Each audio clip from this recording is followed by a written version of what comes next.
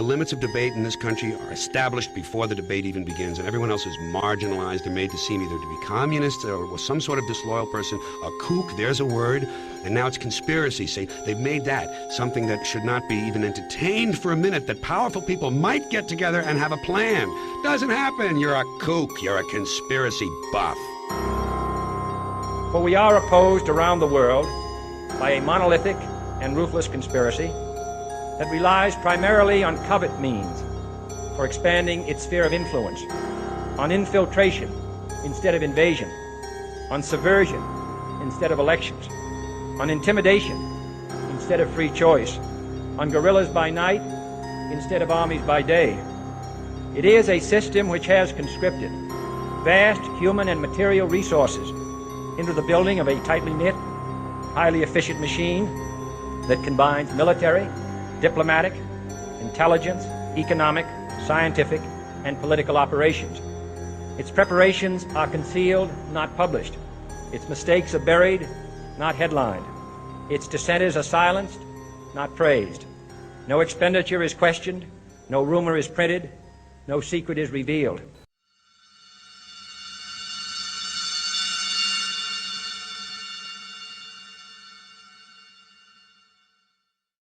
A short introduction. I grew up leading a wonderful life. A fan of action and academics, I was an honors high school graduate with the highest mark in history award at 92%. I earned a double major in history while pursuing my education and arts degrees in 2 universities. Professors asked me to publish some of my essays. The future was looking bright until I realized that it's not what you know and how you can explain it, but rather who you know that counts. I watched my friends get married, buy houses, and start families, while I wondered how I was going to move out of my parents' house. I went back to school to study advanced woodworking and restart my career. It would take me a decade to realize that God had other plans for me. In June 2005, I had an awakening. While reading Matthew 24, I received the impression that what was being discussed in that passage could only be applied to events in our time. I searched Matthew 24 online to get other interpretations. One of those commentaries mentioned the word conspiracy. I was curious. I was instantly flooded with more than I could bear. For 4 sleepless days, I tried to disprove every aspect of what I saw. I couldn't. If my worldview was a computer operating system, it permanently crashed. I had to rebuild my paradigm. This was no easy task, as I had a lot invested. What you're about to see is the result of 5 years worth of reading of dozens of books, listening to hundreds of podcasts, and reading thousands of articles. This presentation has cost me at least $5,000, and I'm giving it away for free. Because I have invested as much time and concern on this project as others spend raising a child, I have occasionally been labeled obsessed. What these people don't realize is that I'm doing this for them. They don't want to see what I see. Yet. I finally understand how someone like Adolf Hitler managed to fool the overwhelmingly Christian nation of Germany into believing that he was doing God's work. I now know that Adolf Hitler was a large part of an agenda that is so massive that it can't be fully described here. You had better care about this plan instead of sports or soap operas, because what happened to Germany during the Nazi era is happening to America and the West today. In a good 2 hours, you will learn the most important details of some aspects of what took me over 2 years to figure out. I don't know everything, but I know enough. Without knowing the past, you can't know the present or the future. This is why so much of this presentation is a very intense history lesson that you may need to watch several times to fully understand. Please be patient with it and watch it to the end.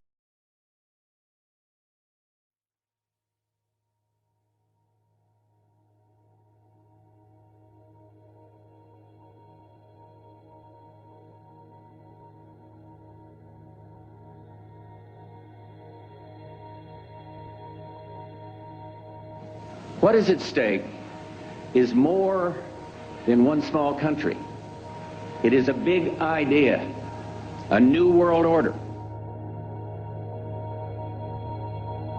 Out of these troubled times, our 5th objective, a new world order, can emerge.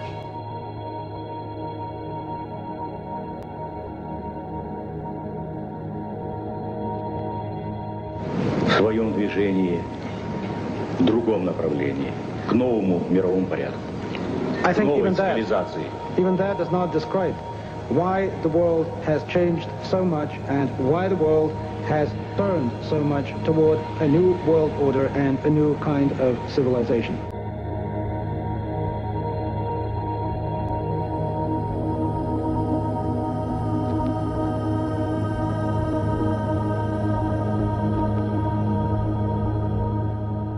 After 1989, President Bush said, and it's a phrase that I often use myself, that we needed a new world order, and instead it looks like we got a lot of disorder.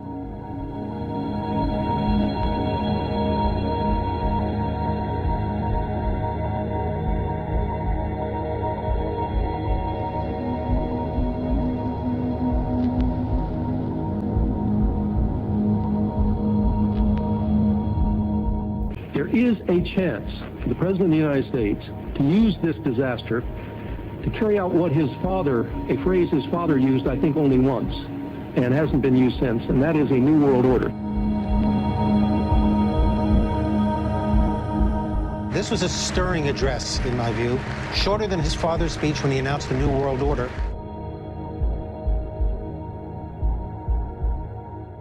And it's only now that we can begin to understand that the world order that globalization brings and what it's going to look like, it's driven forward now not just by the balance of military strength, the Cold War times, or ordinary political power. It's being driven forward by a seismic shift in economic power that we see around us. We've got to give them a stake in creating the kind of world order that I think all of us would like to see. Thousands of people gathered to hear Barack Obama deliver key foreign policy speech on his current European tour. The Democratic presidential hopeful laid out his vision for America's place in a new world order, saying he was speaking as a proud citizen of the United States and a fellow citizen of the world.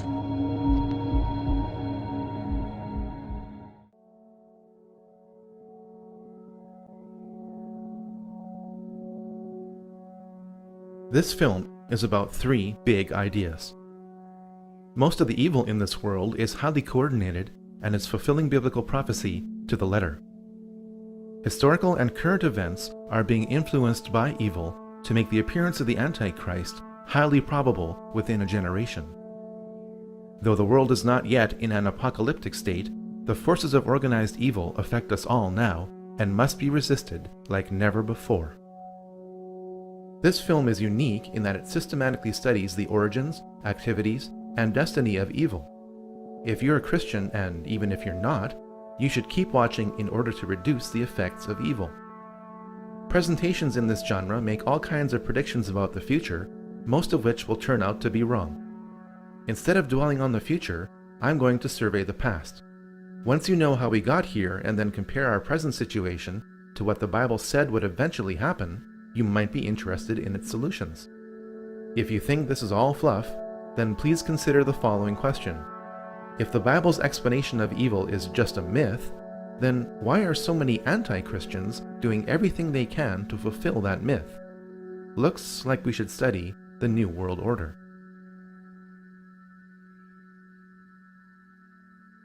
The New World Order is like a rope. That rope is made up of cords of political, military, economic, scientific, cultural, and religious power that has always been pulling the world to a definite conclusion away from God. Recently, that pull has been getting progressively stronger. Each cord of the New World Order rope is composed of people at the outer layers who have no idea what the ultimate goal of those at the center of each cord is. As people work their way to the center of each cord, the ultimate goal of those associated with the New World Order becomes clear. A one-world government, a one-world economy, a one-world military, a one-world society, and a one-world religion, all enforced with absolute control under a single world ruler. This goal is not democratic.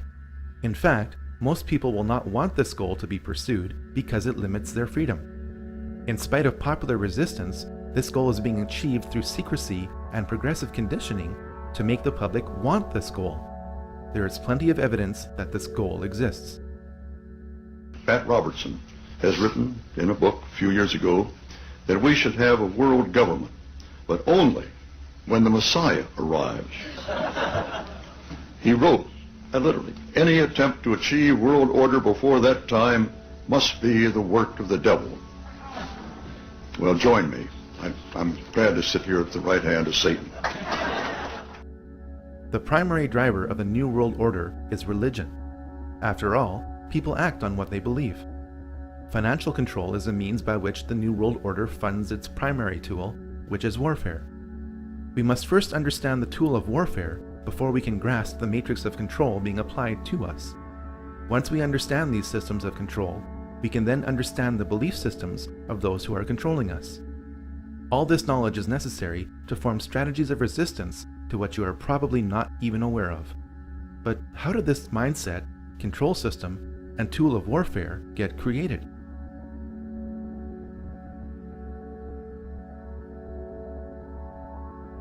All secret societies trace their origins back to the ancient mystery religions practiced in Sumeria, Egypt, and Babylon. These ancient mystery religions were responsible for keeping a closed population in total subservience to a small elite, which were worshipped as gods, or as intermediaries between the masses and the gods. Knowledge is power. If you know when the next solar eclipse is going to occur, and others around you don't, you can demand a lot from a primitive society when you threaten to darken the sun. People with secret knowledge of astronomy are going to try to keep that knowledge to themselves. The moment they share that knowledge, their power over any society is eliminated. Large groups of people can be held in check by belief systems given to them by a tiny elite which keeps a core of knowledge to itself. This is why the most powerful groups in any society operate in secret. In fact, the word occult does not mean evil. It means secret. You are not supposed to know the secrets of the elite. Once you discover and verify these secrets, you'll be shocked at how the elite control you. The very word secrecy is repugnant in a free and open society, and we are, as a people, inherently and historically opposed to secret societies, to secret oaths, and to secret proceedings. And there is very grave danger that an announced need for increased security will be seized upon by those anxious to expand its meaning to the very limits of official censorship and concealment. That I do not intend to permit to the extent that it's in my control. For we are opposed around the world by a monolithic and ruthless conspiracy that relies primarily on covert means for expanding its sphere of influence, on infiltration instead of invasion, on subversion instead of elections, on intimidation instead of free choice, on guerrillas by night instead of armies by day. It is a system which has conscripted vast human and material resources into the building of a tightly knit, highly efficient machine that combines military, diplomatic, intelligence, economic, scientific, and political operations. Its preparations are concealed, not published. Its mistakes are buried, not headlined. Its dissenters are silenced, not praised. No expenditure is questioned, no rumor is printed, no secret is revealed. Government at all levels must meet its obligation to provide you with the fullest possible information outside the narrowest limits of national security. And so it is to the printing press, to the recorder of man's deeds, the keeper of his conscience, the courier of his news, that we look for strength and assistance, confident that with your help, man will be what he was born to be, free and independent.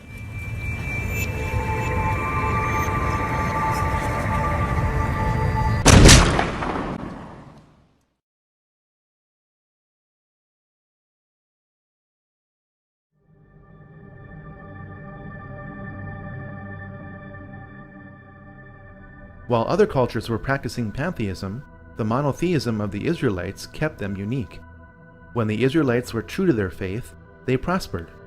When they began to absorb the teachings and practices of the surrounding cultures, the Israelites became oppressed by the civilizations they had previously resisted. Those within Judaism who were tempted by the occult practices of the surrounding cultures became the vehicle by which secret societies continued right up to today. Practitioners of the occult within Judaism codified their beliefs in a sub-religion which became known as Kabbalah. On the surface, Kabbalism appears to be Judaism. In reality, it is the exact opposite of Judaism. The Kabbalah offers an occult counter-explanation to the revelations of the Jewish prophets and the history of the Israelites. The Kabbalah depicts Moses as an occult figure whose purpose was to initiate the Israelites back into the more enlightened and advanced teachings of Egypt. We must grasp this if we are to understand much of what is happening in Israel today. We must also understand that the teachings of all secret societies flow through the Kabbalah. A girlfriend of mine was going all the time and to these classes. They're classes. It's the Kabbalah Learning Center. And basically the Kabbalah is the mystical interpretation of the New Testament.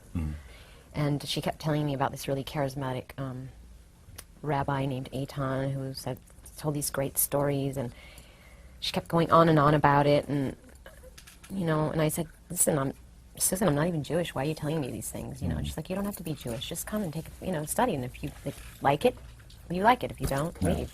So I did. Those of you who have not learned what some call the deep things of Satan, I know your works, but I have this against you. That you have abandoned the love you had. And the soul beast lies not at the sea with 10 horns and 7 heads, and a blasphemous name upon its head, and the beast that I saw was like a leopard, its feet were like a bear's, and its mouth was like a lion's mouth, and to it the dragon gave his power. And the whole earth followed the beast with wonder, and they worshipped the beast, saying, who is like the beast, and who can fight against the beast? It opened its mouth to utter blasphemous words against God.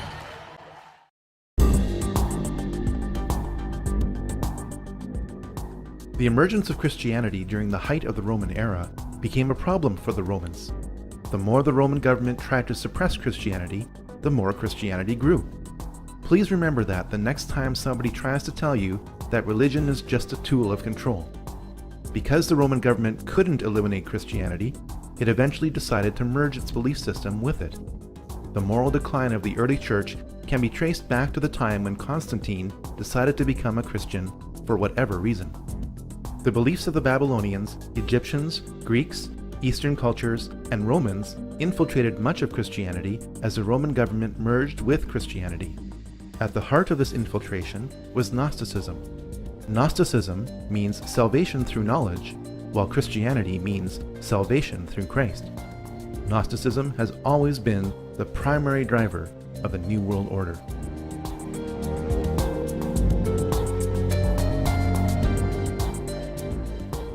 A military and religious order known as the Knights Templar was created in Jerusalem in 1118 by 9 French knights. Their official mission was to protect pilgrims on their journey to the Holy Land during the Crusades, and they participated in several battles in the Crusades themselves. The name Knights Templar was applied to this group when Baldwin II, King of Jerusalem, gave this group of knights lodging in his palace built on the ruins of King Solomon's temple. By 1128, the order was given special protection by the Pope. As the Crusades wore on, the Knights Templar set up offices in Christian countries to encourage enlistment. The Knights Templar were a tax-exempt organization and received donations from crusading pilgrims in exchange for protection to and from Jerusalem. Because its membership remained dominated by the nobility, the Knights Templar were granted many favors by European rulers. Through gifts of land and money, the Knights Templar became extremely wealthy and powerful. The Knights Templar degenerated to the point where they practiced idolatry, sex rituals, and worshipped Satan in the form of the Baphomet. In fact, sodomy became a rite of initiation into the order. Unfortunately, those practices are being carried on today. And if Washington doesn't have enough to talk about these days, the Washington Times reported today that unidentified White House aides in the Carter, Reagan, and Bush administrations now are being investigated for using the services of a call boy ring. The paper reports that 2 of the male prostitutes were given a late-night tour of the White House last year. The White House press secretary, Marlin Fitzwater, said he knew nothing of this investigation. NBC's Lisa Myers reports her sources in the U.S. Attorney's Office say the investigation is not focusing on prostitution, but on fraud involving the use of credit cards to pay for the call boy services. Pope Clement V resisted abolishment of the Knights Templar for years. Finally, after waves of public pressure, most notably from King Philip IV of France, the Pope ordered 54 Templars burned alive in Paris as punishment for conspiracy and Satan worship. The order was destroyed when the Grand Master of the Knights Templar, Jacques de Molay, was burned at the stake on March 18, 1314. Many of the Knights Templar fled to Scotland, Portugal, and to the island of Malta. Some of today's well-connected youth are still initiated into a secret society based on the Knights Templar, known as the Order of de Molay.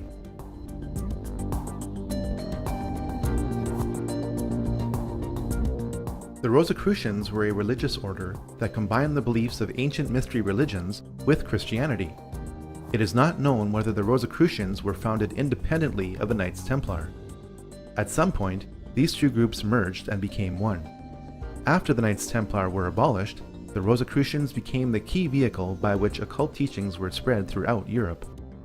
This has also been the case in much of the Jesuit order, as it led the Counter-Reformation. The occult teachings of the Rosicrucians, rooted in the Kabbalah, had a big impact on recent history. My thanks to all of you, and now it's on to Chicago, and let's win there.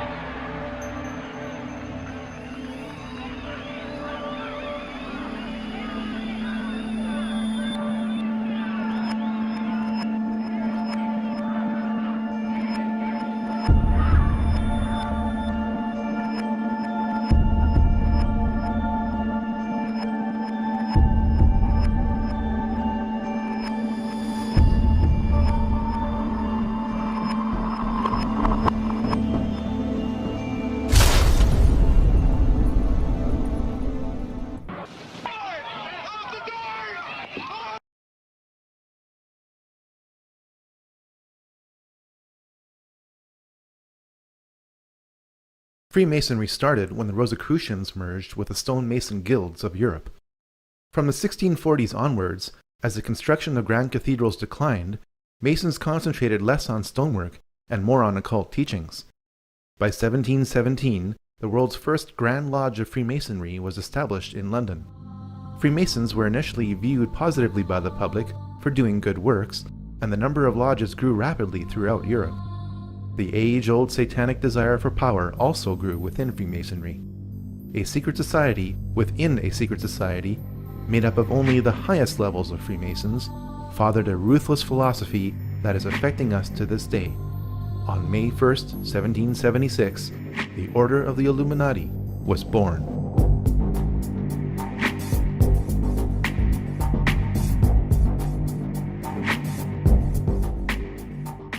The Illuminati were a perfect storm of Freemasonic, banking, and religious interests.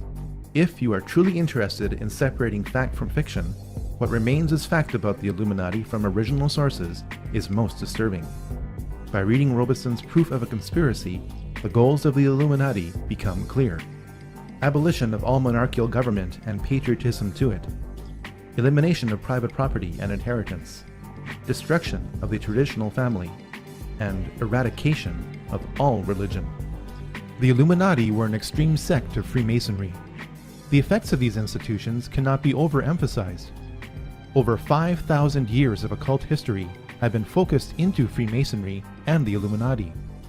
Around 250 years of occult practices have flowed from them. The modern financial system was created by a family which had connections to the Illuminati.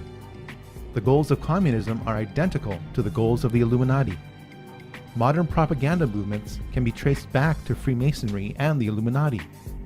Every major war, from the French Revolution onwards, has been influenced by Illuminati philosophy to progressively promote a one-world government. The Illuminati were headed up by Adam Weishaupt. Weishaupt had a Catholic background and, contrary to popular myth, was not a Jesuit or secret Jew. When his father died when Adam was 5, Weishaupt was sent to live with his godfather, rector at Ingolstadt University. Because the university was a Catholic institution, the rector brought home many suppressed books, which Adam read. Weishaupt graduated with a Doctor of Law degree from the University of Ingolstadt in 1768. Though the Pope disbanded the Jesuits in 1773, they were still allowed to teach canon law at the university because they were the only ones who were qualified to do so. This angered Weishaupt and pushed him further towards the radical teachings he read as a child. At first, Weishaupt had only a few disciples who met locally in Weishaupt's apartment in Ingolstadt, Germany. To my knowledge, this is the only presentation to prove the physical origins of the Illuminati.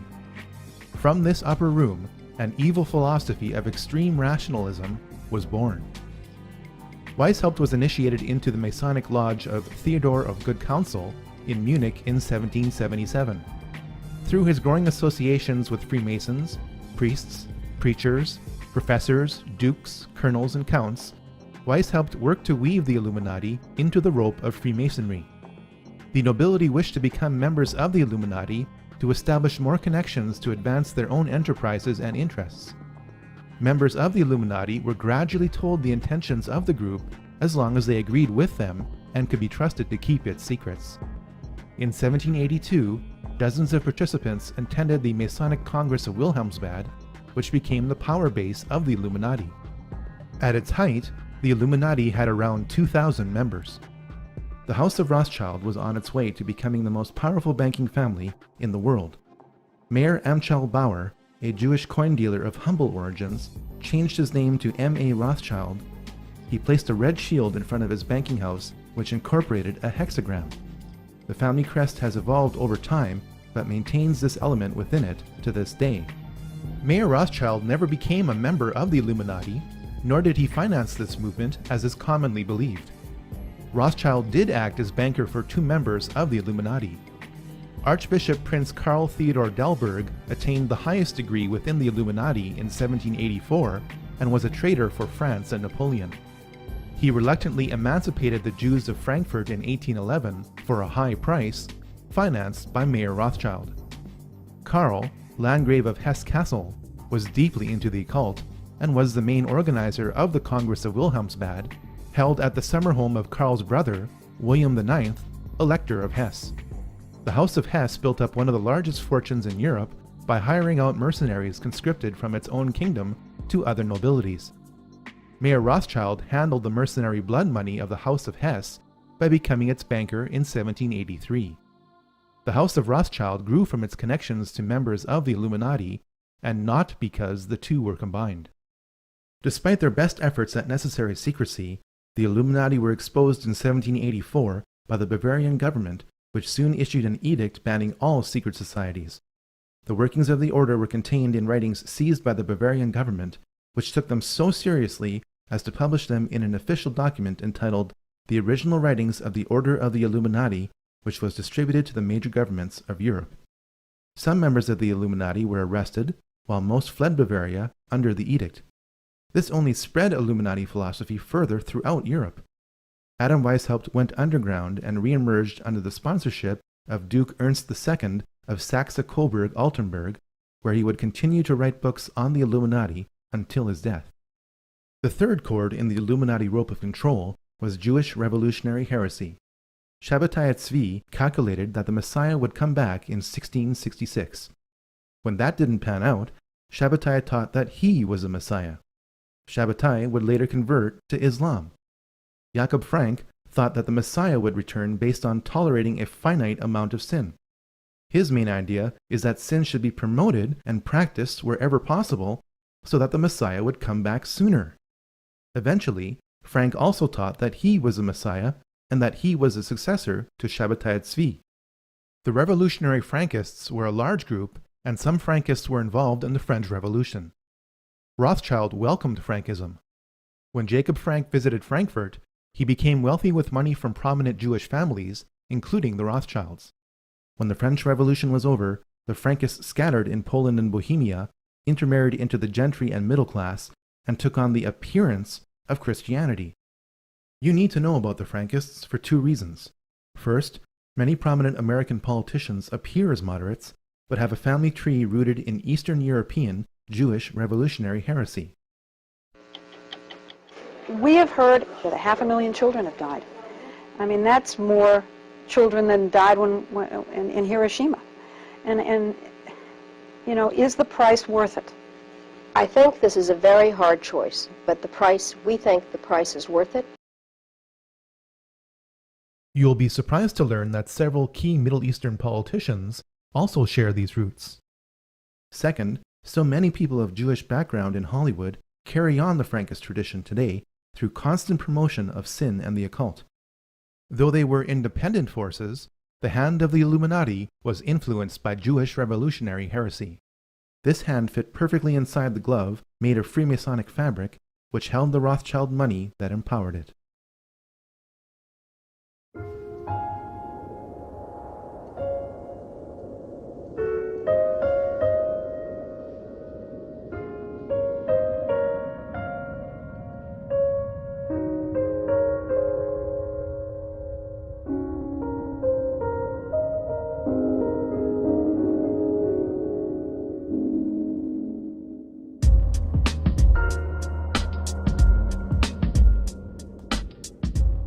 Scattered from Bavaria, the Illuminati quickly re-emerged in France within pre-existing revolutionary groups, the largest of which was the Jacobin Club. The Jacobins, with the money from the Duke of Orleans, bought up and transported out much of the grain supply in France to create an artificial food shortage in 1789. The famine that resulted drove people to revolt. The Jacobins told the people to blame the famine on King Louis XVI and Queen Marie Antoinette. The fate of that French monarchy was sealed in the minds of the public when it was alleged that Marie Antoinette said, "Let them eat cake," in response to the famine. Jacobin propaganda pinned this saying on Antoinette to create maximum hatred for the monarchy. It worked. The hatred of all authority in the French Revolution did not stop with the execution of the French king and queen in 1793. By the time the 6 successive waves of the French Revolution had passed, over 18,000 people had been guillotined without trial. Decapitated heads of the nobility were stuck on bayonets and paraded throughout the streets. The Christian calendar was abolished. The work week was lengthened to 10 days straight. By the time the French Revolution burnt itself out, it is estimated that this program killed 300,000 people, all in the name of liberty, equality, and fraternity. The world's first Luciferian revolution, guided by the Illuminati, was complete.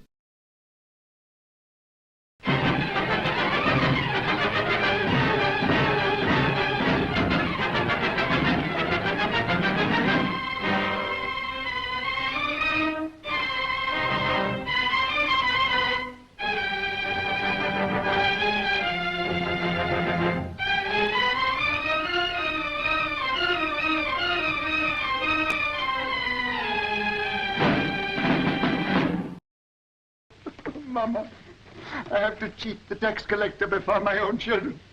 Do you think I want to do that? I live honestly, I trade honestly, I want to be honest with them, but they won't let us.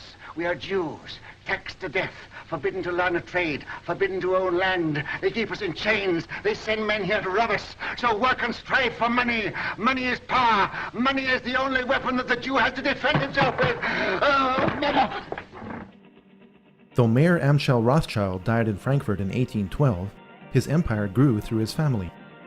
Perhaps the one quote in modern English which sums up Mayer Rothschild's ambitions is this: "Give me control of a nation's money supply, and I care not who makes its laws." Towards the end of his life, Mayer told his 5 sons that they should expand the Rothschild banking empire throughout Europe. Nathan was sent to London. Amschel stayed in Frankfurt. Solomon went to Vienna. Karl traveled to Naples. James stayed in Paris. The establishment of the 5 centers of the Rothschild banking family is symbolized by the 5 arrows in the Rothschild family crest. The alliance between the Rothschilds and Illuminized Freemasonry continued with this new generation. Freemasonry was a common element with Adam Weishaupt, 3 of the 5 Rothschild brothers, and Napoleon Bonaparte. Napoleon was initiated into Freemasonry in June 1798. Napoleon was part of the Inner Masonic Club, but his imperialist ambitions could not be contained. Keep in mind that Napoleon appointed himself as King of France in December 1804. Napoleon enjoyed immense success as Emperor of France, yet his policies contained a fatal flaw.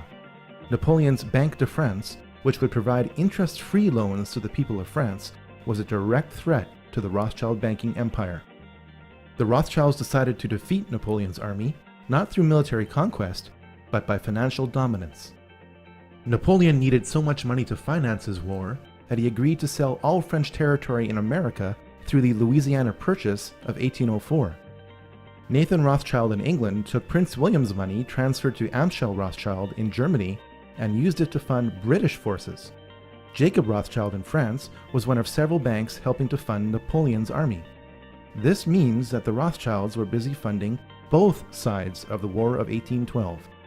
The modern financial system, started by the Rothschilds, has been funding both sides of every major war for 200 years. While the Battle of Waterloo was a defeat for Napoleon, it was also a guarantee of financial domination for the Rothschilds. Because the Rothschilds had a network of banking couriers throughout Europe, they were the only merchants allowed to pass through the English and French blockades. One of these couriers crossed the English Channel with the news that Wellington had won the war a full 24 hours before Wellington's own courier. Nathan Rothschild knew that he was armed with this critical information before anyone else was. He ordered his workers to start selling holdings of British war bonds.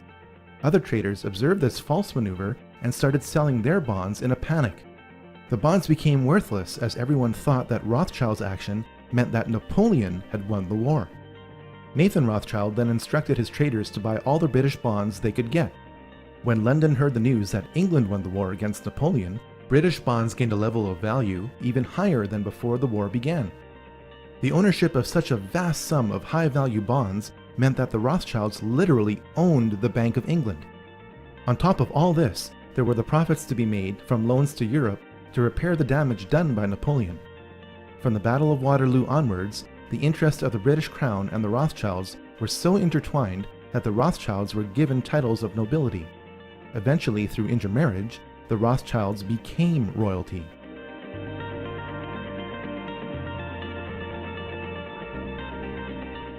Following the Napoleonic Wars, the Illuminati thought that the nations of Europe would be so tired of fighting that they would agree to enter into a federation.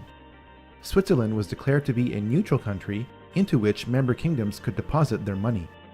Since the post-Napoleonic nations of Europe were heavily indebted to the Rothschilds, it could be argued that the Congress made Switzerland act as the modern version of the Knights Templar for the past 200 years. Now you know why Switzerland has acted as Europe's untouched bank during the European slaughters of World War I and World War II. The Congress of Vienna resulted in a treaty. Russian Tsar Alexander I opposed this treaty because he saw the Congress as an Illuminati takeover. The Rothschilds vowed that the Romanov dynasty would someday come to an end.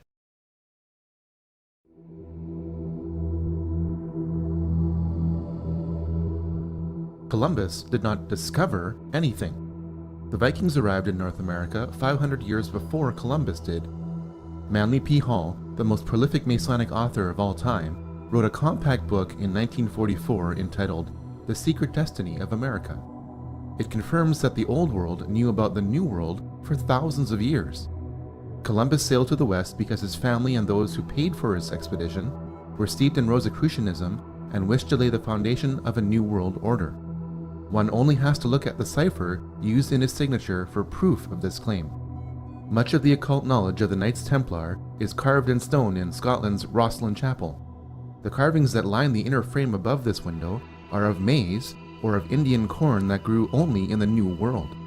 How could this be if the construction of the Rosslyn Chapel began in 1446 or 46 years before Columbus sailed to the West?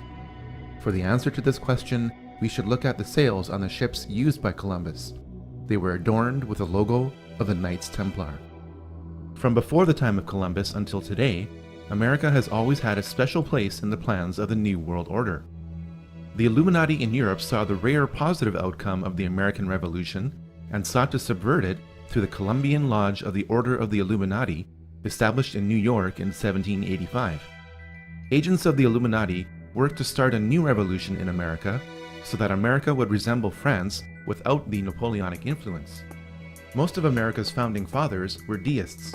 They believed in God, but as they, and not the Bible, defined God. The level of Gnosticism that the founding fathers of America were involved in ranges from mild to severe. George Washington never defined his faith in his own writings. He was also a Freemason.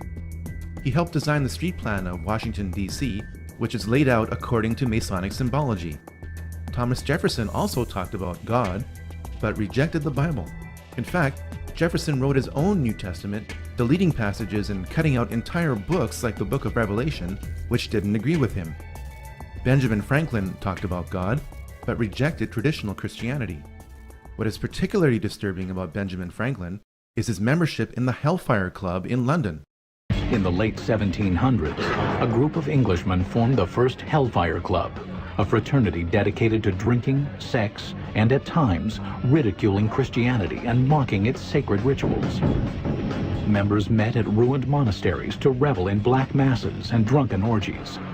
An occasional participant was the American ambassador to Great Britain, Benjamin Franklin. Whether or not any of these American leaders are Christian is not for me to decide. The singular point being made here is that America has always had a thick Christian veneer applied to a Gnostic core. Over time, that occult core has grown and the Christian veneer has worn thin. In 1791, Alexander Hamilton established the first privately owned central bank in the United States with $10 million on a 20-year charter. This is contrary to the United States Constitution, which Hamilton signed. When the charter expired, the head of this private group was revealed. None other than Nathan Rothschild in England said, "Either the application for the renewal of the charter is granted, or the United States will find itself in a most disastrous war." The United States repelled the British on American soil within 1 year of Nathan Rothschild's pronouncement during the War of 1812. Fortunately for America, Britain was tied up fighting Napoleon in Europe and couldn't send enough troops to reclaim America. While America won a military victory, its financial back was broken. The War of 1812 forced the rechartering of the private bank of the United States. Thanks to the war and inflation, the debt owed to the bank exploded to $127 million. Andrew Jackson vetoed the bank in 1832. In 1835, President Jackson distributed a $35 million surplus. This was the only time in American history that the United States had balanced its books.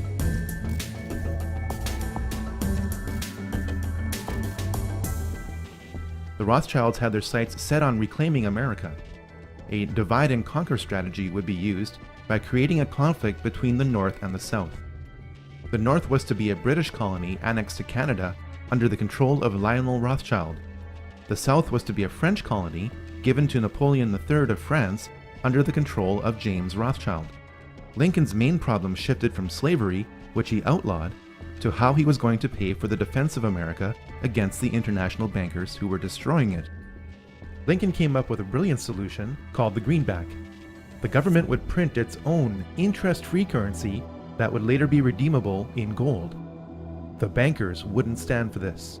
On April 14th, 1865, 5 days after the South surrendered, Lincoln was shot by John Wilkes Booth. Booth was a member of the Knights of the Golden Circle.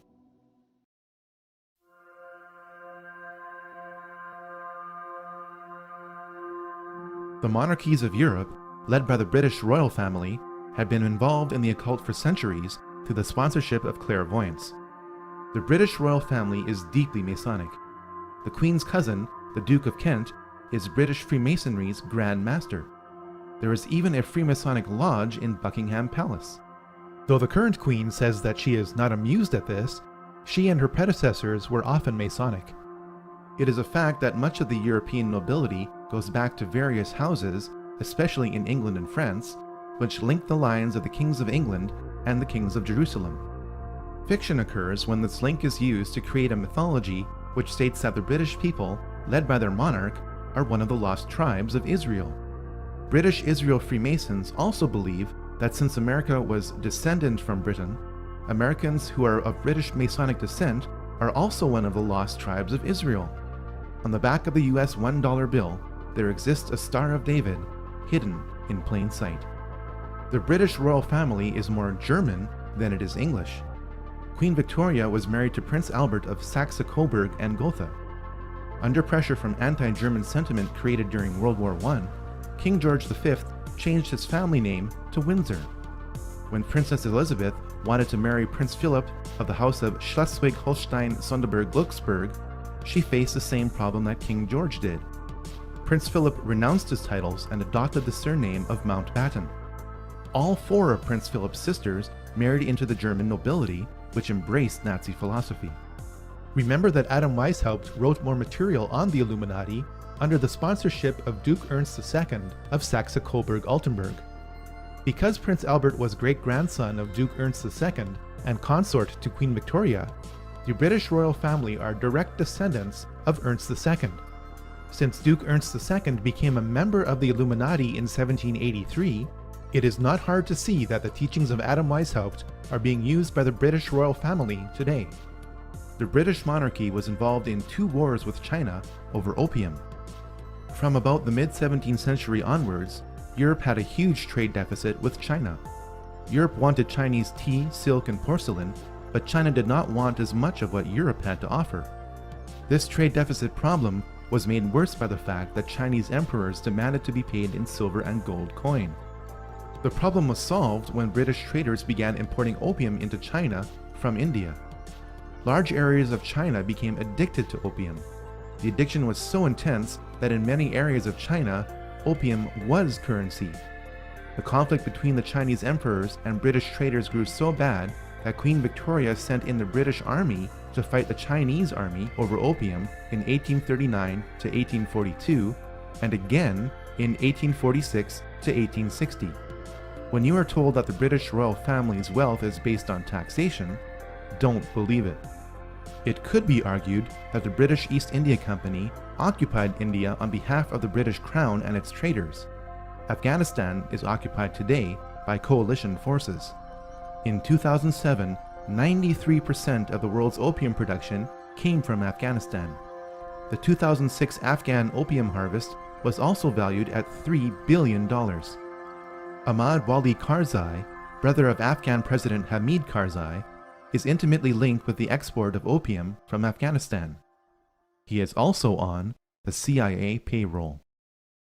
The Taliban lend the farmers the money. They are indebted to the Taliban. They have to grow the opium. Now the Marines, in their success, are in a sense a victim of their success, because now the population is, they have these opium fields, and we are tolerating it. We are tolerating the cultivation of the opium because we know that if we were to destroy it now, the population would turn against the Marines, and it would be a real security risk. The Taliban finances much of its operations by selling opium, which is grown from poppies, which are right now being harvested. So here's the question: why are American troops now helping Afghan farmers grow that opium? Nick Schifrin reports from Afghanistan on a controversial new policy. In one case, they even paid a farmer $1,000 after U.S. and Afghan special forces burned his crop. If you can come down to the base on my next visit, I'll make a payment.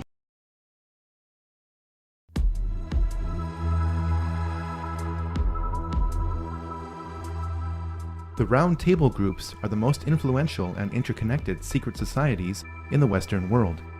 While Cecil Rhodes did not start any of these groups, he was instrumental in ensuring that they worked together toward a common goal. In 1966, Georgetown University history professor Carroll Quigley defined this goal in a massive work entitled Tragedy and Hope.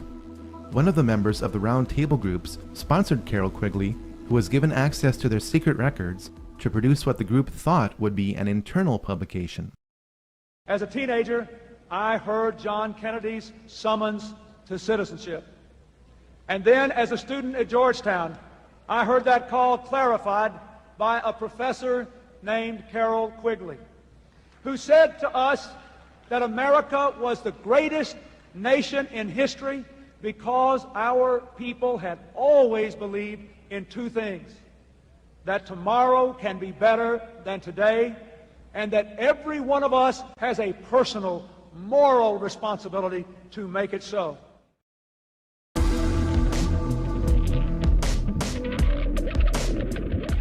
Soon after Adam Weishaupt died, Italian patriot Giuseppe Mazzini was appointed to be the head of the Illuminati in 1834.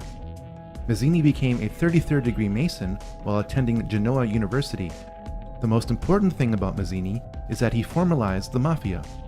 The name Mafia is an acronym which stands for Mazzini Autofizia Ferti, Incendi, and Everlameni, or Mazzini authorizes thefts, fires, and poisonings. With the wave of Italian immigration to America starting in the 1890s, the practices of the Mafia merged with the Illuminati of America.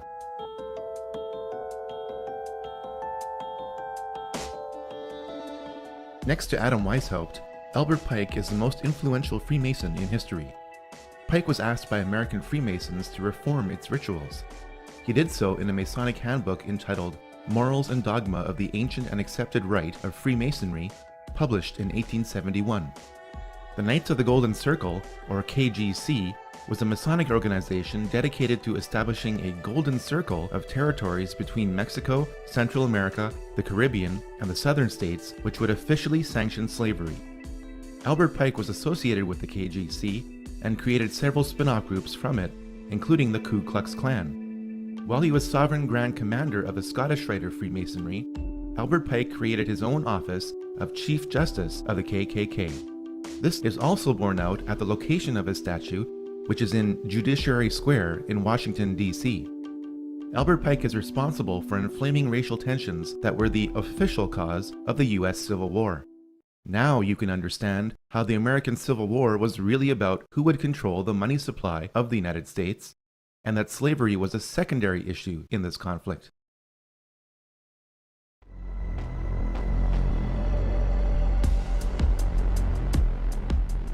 William Huntington Russell was one of the more prominent merchants involved in the Chinese opium trade. Born in America, Russell did what most wealthy businessmen did during the Industrial Revolution: protect his assets from taxation by establishing a tax-free foundation. The tax-free foundation that Russell and Company established based on opium revenue was the Russell Trust. The key institution of indoctrination that Russell Trust established was Skull and Bones. Skull and Bones was founded at Yale University in 1832 as a Black Lodge of Freemasonry. The odds that both presidential candidates would happen to be members of Skull and Bones is approximately 1 in 750,000. You both were members of Skull and Bones, a secret society at Yale. What does that tell us? Not much, because it's a secret. Is there a secret handshake? Is there a secret code? I wish there were something secret I could manifest. 322, a secret number? There are all kinds of secrets, Tim, but one thing is not a secret. I disagree with this president's direction. You were both in Skull and Bones, the secret society. It's so secret we can't talk about it. What does that mean for America? The conspiracy theorists are going to go wild. I'm sure they are. I don't know. I haven't seen the rest. Number 322? First of all, he's not the nominee. And, look, I look forward... Are you prepared to lose? No, I'm not going to lose. 3 generations of the Bush family have been members of Skull and Bones. George W. Bush, his father George H.W. Bush, and his father before him, Prescott Bush, were all members of this occult secret society. The videotape provides a grainy glimpse into what appear to be the initiation rituals of a secret society that's been around since 1832, whose members have gone on to be leaders of Wall Street and the White House, the Senate and the Supreme Court.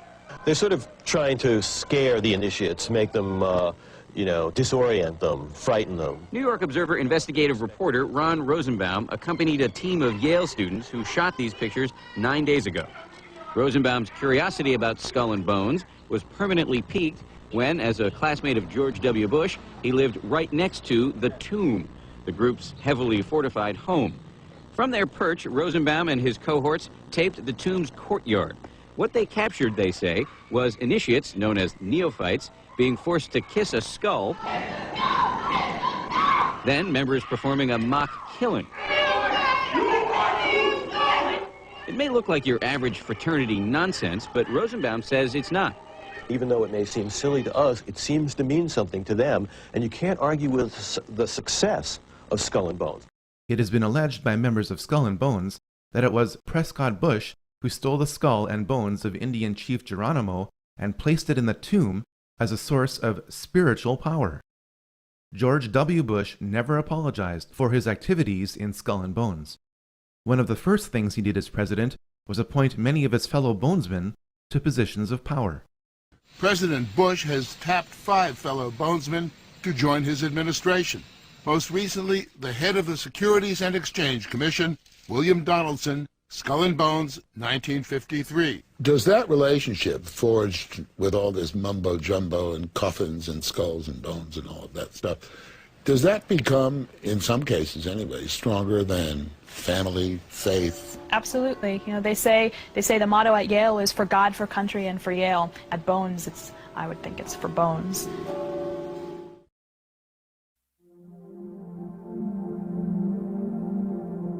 Georg Hegel was a German philosopher who came up with a basic system for achieving the goals of the Illuminati called the Hegelian dialectic. This system is based on 3 steps. In step 1, a rogue government will create the problem that harms or even kills its own citizens. This deception is known as a false flag attack. In step 2, a rogue government will control the reaction to the problem which it created by typically blaming it on an enemy or some aspect of its own society over which it seeks more control. This is why the term false flag attack is so named. In step 3, a rogue government will offer the solution to the problem which it created. This solution is typically a war or a system of regulations. The solution would usually not be accepted by the public had the rogue government not created the crisis and controlled the reaction to it in the first place. A government which seeks increasing control can keep pushing society to accept its agenda by following a series of problems, reactions, and solutions which it planned all along. The significance of the Hegelian dialectic is not how evil it is, but rather how often governments choose to follow it. There has not been a major war in the 20th and 21st centuries that does not follow the Hegelian dialectic.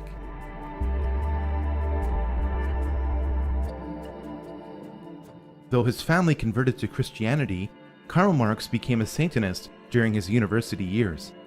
In a poem entitled Pale Maiden, Marx wrote, "Thus haven I forfeited, I know it full well. My soul, once true to God, is chosen for hell." Over time, Marx became a 32nd degree Mason. Karl Marx met up with German philosopher Friedrich Engels. Engels joined a revolutionary group 10 years earlier founded by Giuseppe Mazzini. It was Engels who would feed Karl Marx physically and intellectually for life. Marx published the Communist Manifesto in 1848 based on a draft from Engels.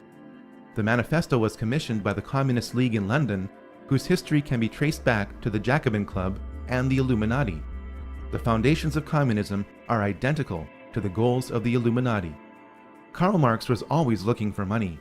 He found it when Nathan Rothschild gave Marx several £1,000s to finance the cause of socialism through the Hegelian dialectic. Marx wrote Das Kapital in 1867, which became known as the Bible of the working class. While his Bible called for the working class to rise up and overthrow the financial bourgeoisie, Marx evidently did not practice what he preached. In an 1864 letter to his uncle, Marx announced that he made £400 on the stock exchange. Nikolai Lenin picked up where Karl Marx left off. Lenin admired Mikhail Bakunin, who wrote, "The evil one is the satanic revolt against divine authority. Satan, the eternal rebel, the first free thinker, and the emancipator of worlds." While attending university, Lenin became a Mason.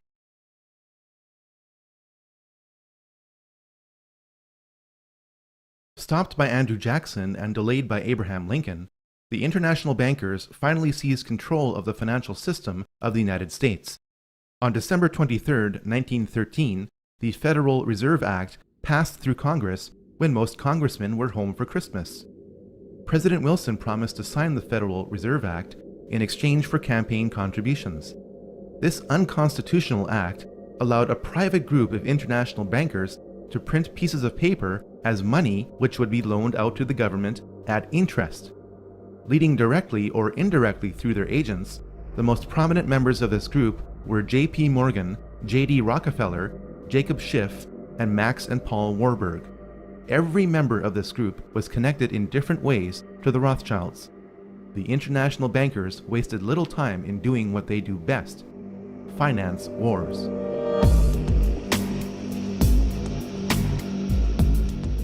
The bankers of Europe and America found a way to ignite the growing tension between Germany and the Anglo-American establishment for the economic and cultural dominance of Europe. Most people know that the flashpoint of World War I along the Western Front was the torpedoing of the Lusitania on May 7, 1915. What most people don't know is how the operations of the Lusitania were engineered to provoke this war. British intelligence broke the German war code in December 1914. This meant that the First Lord of the Admiralty, Winston Churchill, knew where every German U-boat was in the English Channel. The Lusitania slowed to await the arrival of its military escort through the channel. Churchill ordered the escort to return to port. The Lusitania was crawling alone through a war zone. A private letter from Churchill removes any doubt as to whether he intended for the Lusitania to be sunk. Roughly 1,200 people lost their lives in an engineered event designed to start a war. The Germans claimed that the Lusitania was carrying arms from America to be used by Britain against Germany. 93 years later, this claim has been proven to be true. The English-speaking press, controlled by the Rothschild-owned news services in Europe, published the claim that the barbaric Germans had attacked an unarmed passenger ship.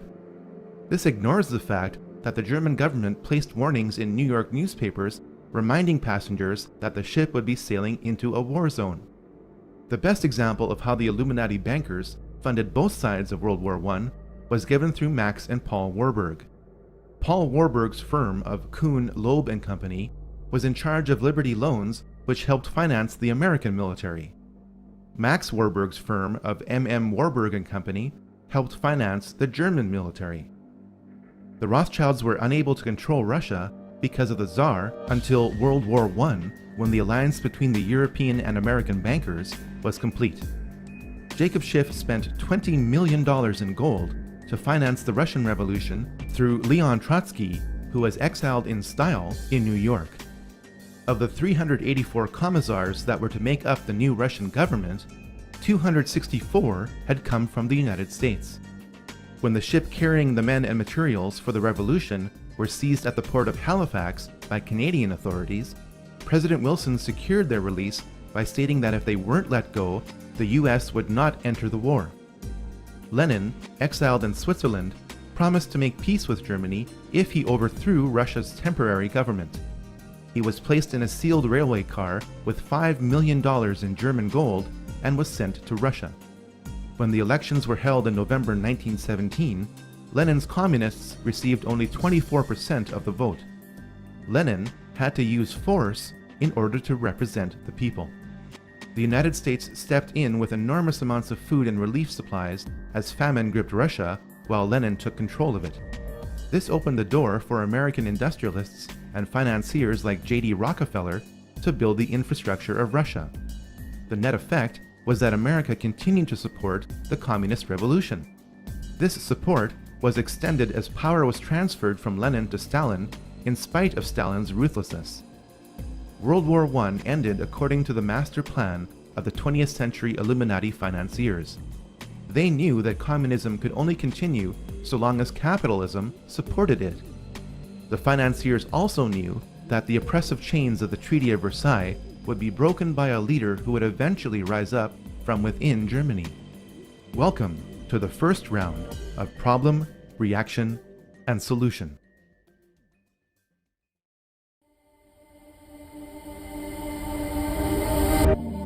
As the Industrial Revolution progressed, several captains of industry emerged in America. Andrew Carnegie made his fortune in steel production. Henry Ford excelled at making cars. John D. Rockefeller made the largest fortune in America through banking based on oil production. Many have speculated that the CFR is an acronym based on Carnegie, Ford, and Rockefeller.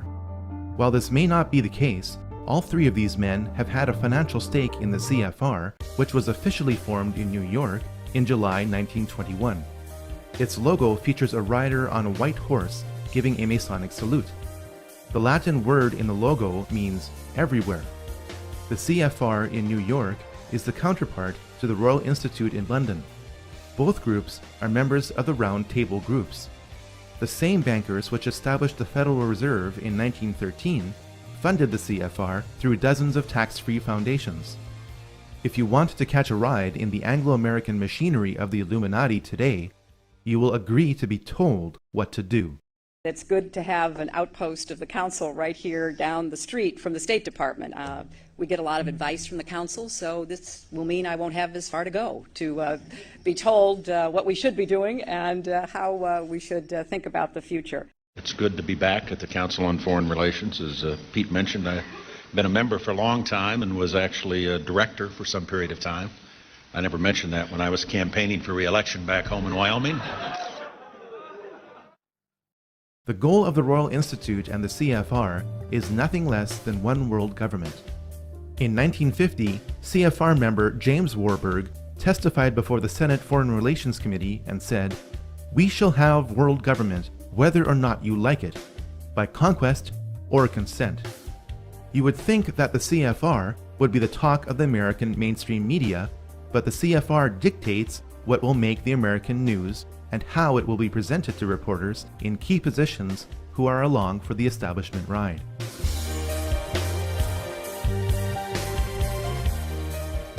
Following World War I, the League of Nations was the first popular attempt at creating a world government.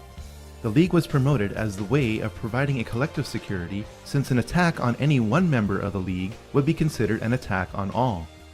The League failed as an organization, but acted as a successful stepping stone for the globalists. The League of Nations allowed the international bankers like J.D. Rockefeller to give more loans to more nations, provided the international bankers controlled the banking system of that nation. When the Bank for International Settlements was established in 1930, the Illuminati financiers gained more control of the world's money supply. This was all the more reason to start World War II.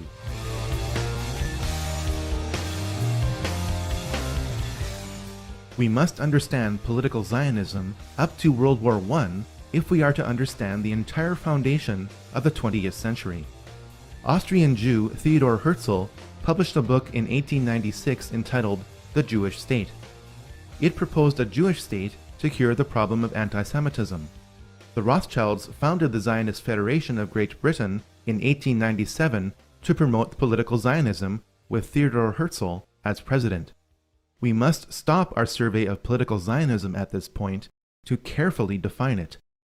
Political Zionism is the social movement which creates and sustains the physical nation of Israel. This definition is in the present tense because the territory of Israel is in a state of flux. Political Zionism is also the driver for world government through Israel in the tradition of the heretical Frankist Jews. This definition is embodied by the Rothschild family. Not all Jews are political Zionists. Not all political Zionists are Jews. The political Zionist movement feeds off Jews in the same way that the Nazi movement fed off Germans.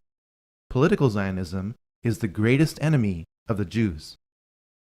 Political Zionism is the ultimate dialectic, and Theodor Herzl understood this. Frankism is the basis of political Zionism, which expressed itself in the Russian Revolution. Karl Marx's real name was Moses Mordecai Levy. Vladimir Lenin was born Vladimir Ilyich Ulyanov, which is of Jewish lineage. Leon Trotsky's real name was Lev Davidovich Bronstein. The Rothschilds finally succeeded in making good on the threat to remove the Romanov dynasty from power through the Frankist Bolsheviks they controlled.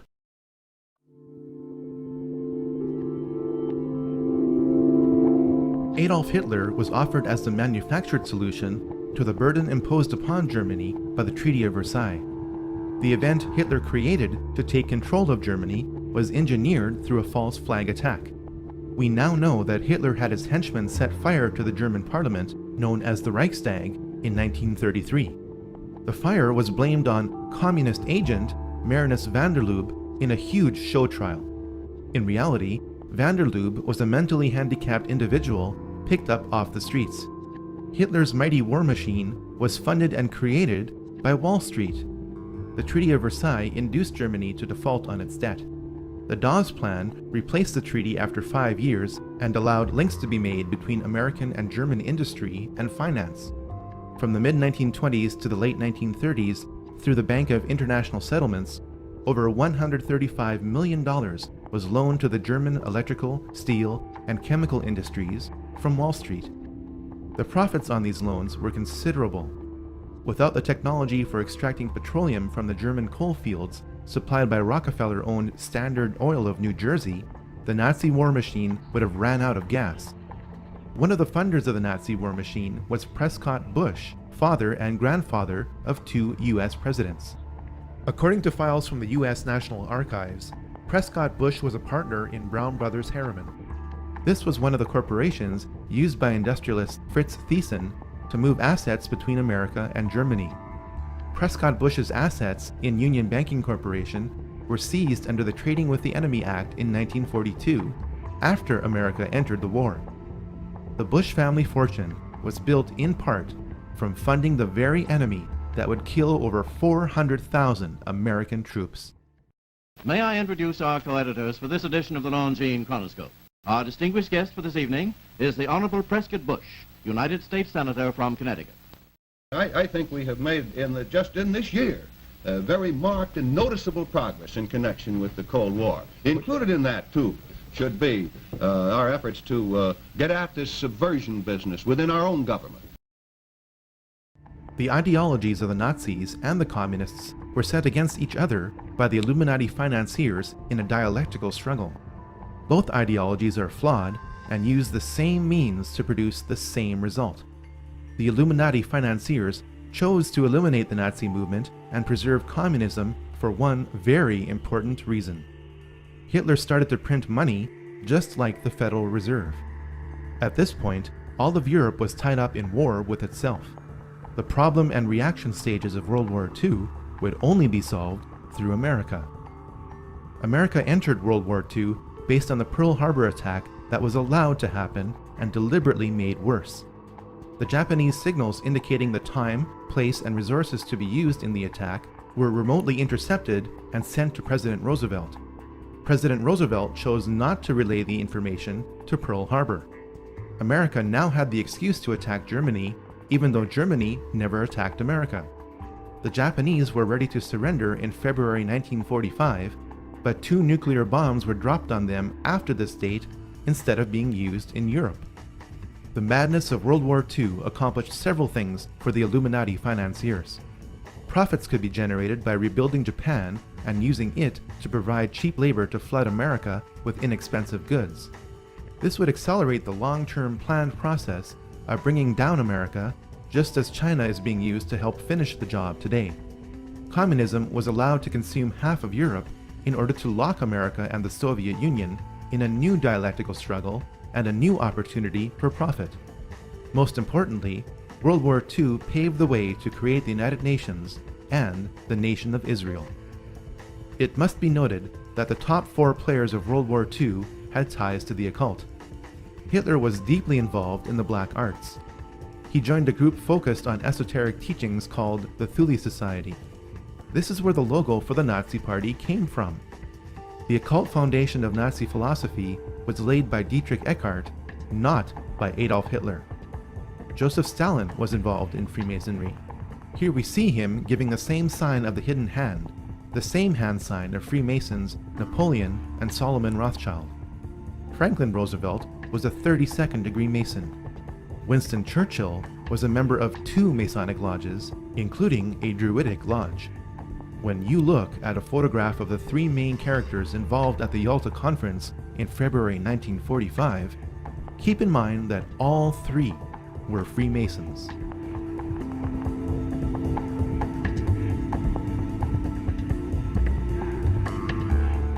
The United Nations was the second prearranged attempt at world government, offered as the solution to future conflicts like World War II. To help prevent the pivotal United States from backing out of the United Nations, as it did with the League of Nations, the UN was to be located on American soil with land graciously donated by John D. Rockefeller Jr. Through its domination of the American media, the CFR conditioned the United States to accept the increasing role of the UN in the drive for world government.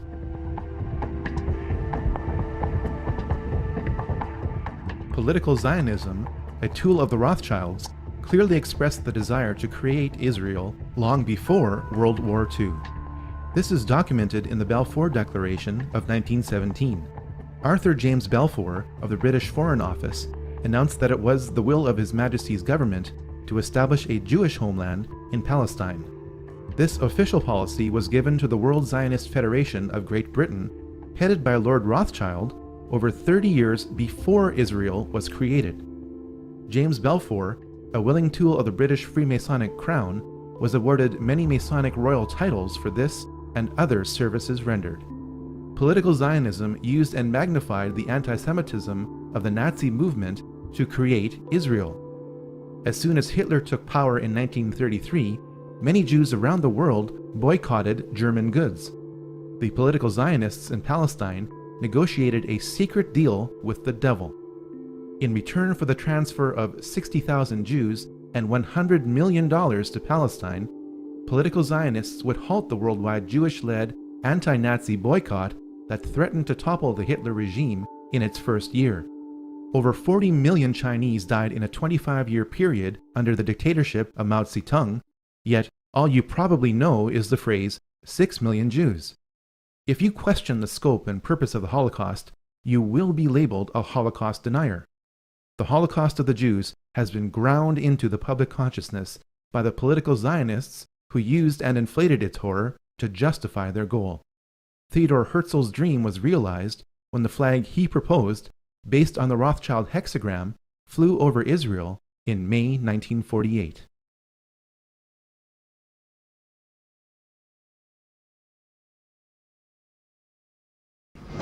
To this day, I don't know what happened on August 2nd and August 4th, 1964 in the Tonkin Gulf. The general provided the answer, saying his Navy attacked the Maddox on August 2nd, but on the 4th, nothing happened.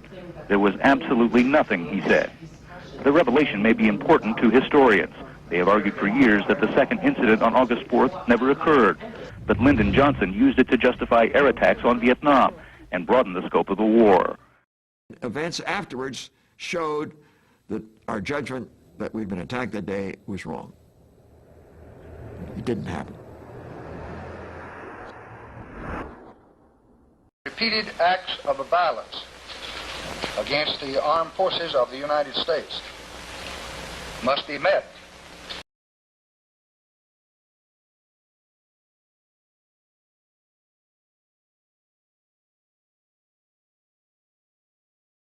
The wars against Asian communism for 30 years were symptoms of a much larger problem.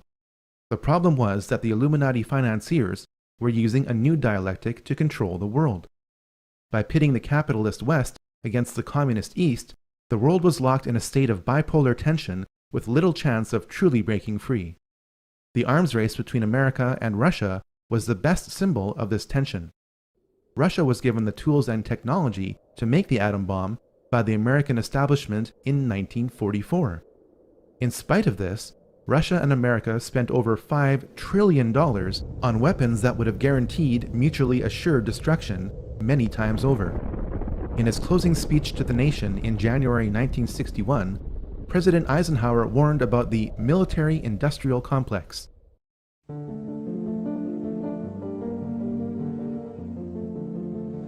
Until the latest of our world conflicts, the United States had no armaments industry. American makers of plowshares could, with time and as required, make swords as well. But we can no longer risk emergency improvisation of national defense. We have been compelled to create a permanent armaments industry of vast proportions. Added to this, 3.5 million men and women are directly engaged in the defense establishment. Now, this conjunction of an immense military establishment and a large arms industry is new in the American experience. The total influence, economic, political, even spiritual, is felt in every city, every state house, every office of the federal government. We recognize the imperative need for this development, yet we must not fail to comprehend its grave implications. Our toil, resources, and livelihood are all involved. So is the very structure of our society. In the councils of government, we must guard against the acquisition of unwarranted influence, whether sought or unsought, by the military-industrial complex. The potential for the disastrous rise of misplaced power exists and will persist. We must never let the weight of this combination endanger our liberties or democratic processes. We should take nothing for granted. Only an alert and knowledgeable citizenry can compel the proper meshing of the huge industrial and military machinery of defense with our peaceful methods and goals, so that security and liberty may prosper together. We didn't listen to him then. We still aren't listening now. The Illuminati financiers planned for the failure of communism. Communism as a system is guaranteed to fail without support. It failed in 1989 through the symbology of the fall of the Berlin Wall. China was busy by this time producing goods for the capitalist West. In 50 years, the planet went from a multipolar world to a bipolar world to a monopolar world. In the meantime, 3 more secret societies emerged to help manage the planet without your awareness or consent. The time to encourage another war would soon be around the corner.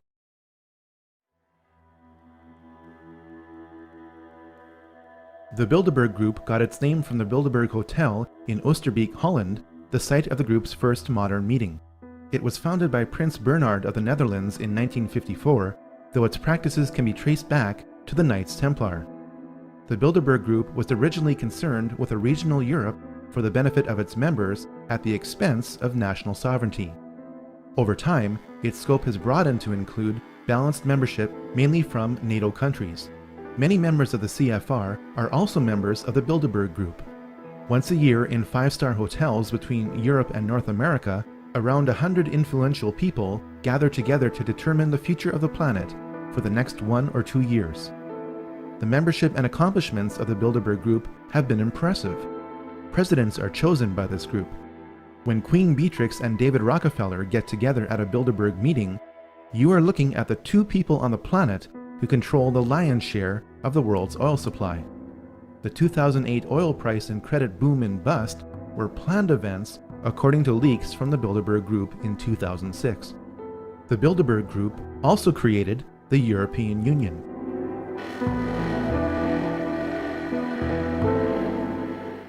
The Club of Rome promotes peace and prosperity, but does so in a way that advances world government at the expense of national sovereignty. It was founded in April 1968 by Aurelio Pecci, a prominent Italian industrialist. Affiliations with the Club of Rome have included members of the Rockefeller family and the CFR. Of all the globalist organizations we have encountered so far, the Club of Rome is the group which is the most heavily involved in the New Age movement, regardless of its size. This group specializes in promoting neo-feudalism to justify social and economic control.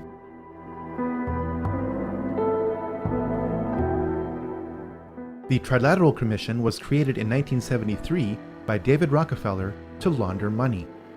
As more congressmen and informed citizens became aware of the CFR and the Federal Reserve during the 1950s and 60s, global planners realized that they had to be more covert. Their American and European money would have to be sent to Japanese industrialists and Arab oil magnates who would use it to buy up Western businesses and real estate. With this system in place, economic woes in the West resulting from the globalists' control could then be blamed on the Japanese and Arabs.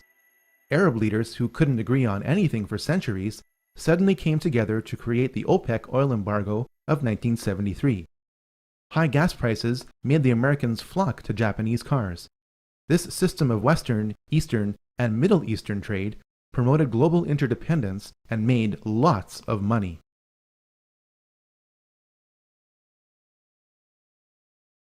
Saddam Hussein became the new target of the Illuminati financiers with the collapse of communism in 1989. White House Special Envoy Donald Rumsfeld met Saddam in December 1983. Rumsfeld gave Saddam the gas he used to kill thousands of his own people, but that didn't matter to the elite. What did matter was that Saddam was pumping too much oil to get rid of his foreign debt. This lowered oil prices by flooding the oil market, angering OPEC nations.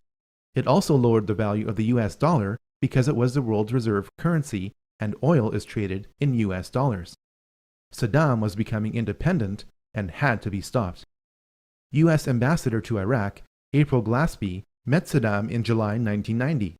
When Saddam asked the ambassador what the American response would be if he were to invade Kuwait, the ambassador replied, "We have no opinion on the Arab-Arab conflicts.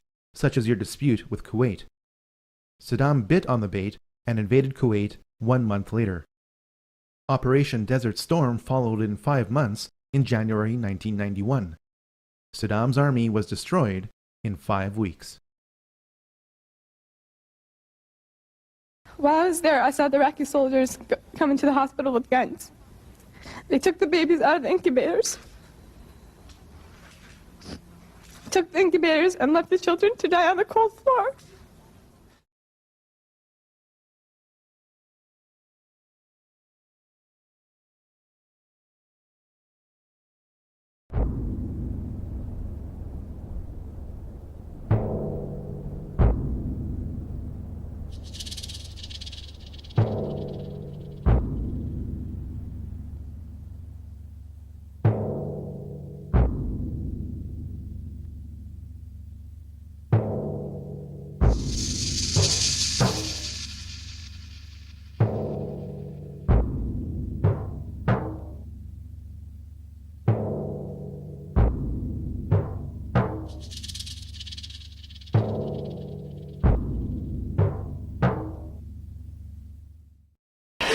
We are now led to understand that there are also firings in another city in Saudi Arabia. CNN's Carl Rochelle is here with me, just came up. Carl, I know we can't be very specific given these restrictions, but within those parameters, what did you see? Well, what I saw, I didn't see anything hit. I looked almost straight above us, and there's a vapor trail coming from my right to my left, and there's a cloud of something. It looks like it might have been an explosion, a cloud. I'd say...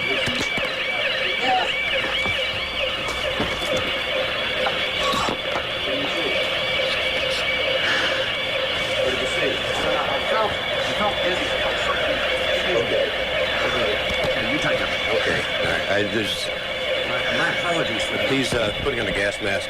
There hasn't been any gas dropped here that we could tell. You smell anything? No. You may smell some of the fumes from a missile exhaust going off.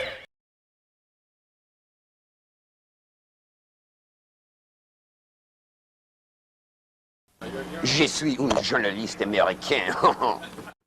Oh, I love this country so much. You guys just don't have a clue. This is a Scud. You can tell it by its distinctive label. Now, when the missile is launched, the first thing you look for is the plume sticking out behind it. Now, when you detect this, you can tell it's been launched. Thank you. Have you sniffed any rocket fumes lately?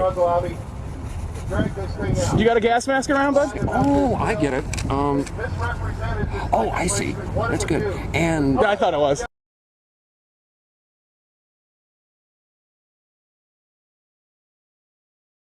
They took the babies out of the incubators. Took the incubators and left the children to die on the cold floor. And they had kids in incubators, and they were thrown out of the incubators so that Kuwait could be systematically dismantled. It's a proud day for America, and by God, we've kicked Vietnam syndrome once and for all. Thank you very, very much. Saddam's baited invasion meant that the nation of Iraq and its rich oil reserves could be held indefinitely as ransom by the globalists from 1991 onwards. But this was not enough for the elite. George Herbert Walker Bush, member of Bohemian Grove and Skull and Bones, whose father helped finance the Nazis, signaled the intention of the Illuminati. His New World Order speech to Congress was given on September 11, 1990, exactly 11 years before another staged event.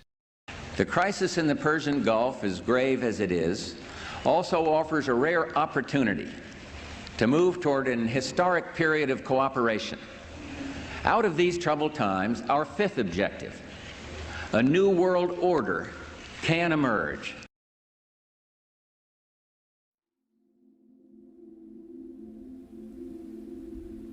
People are still bewildered by what happened on September 11, 2001.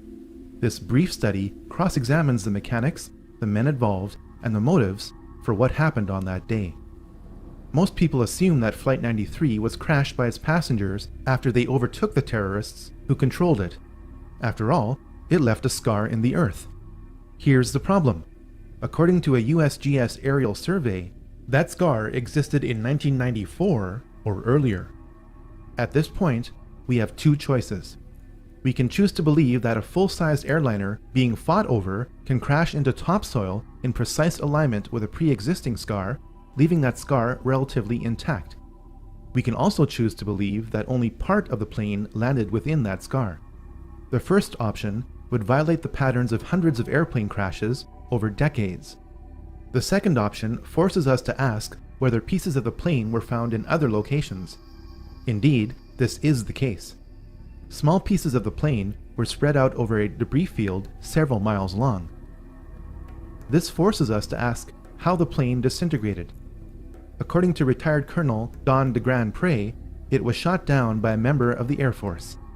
We have since learned the probable name of the pilot who eliminated Flight 93. Lieutenant Colonel Rick Gibney was the only pilot in the United States Air Force to be given an award in secret for his actions on a special mission on 9/11. Most people assume that Flight 77 struck the Pentagon with no warning by a crack pilot. In recorded testimony before the 9/11 Commission, then Transportation Secretary Norman Mineta recalled what he witnessed in the Presidential Command Center below the White House. During the time that the airplane coming in to the Pentagon, there was a young man who would come in and say to the Vice President, the plane is 50 miles out, the plane is 30 miles out. And when it got down to the plane is 10 miles out, the young man also said to the Vice President, do the orders still stand?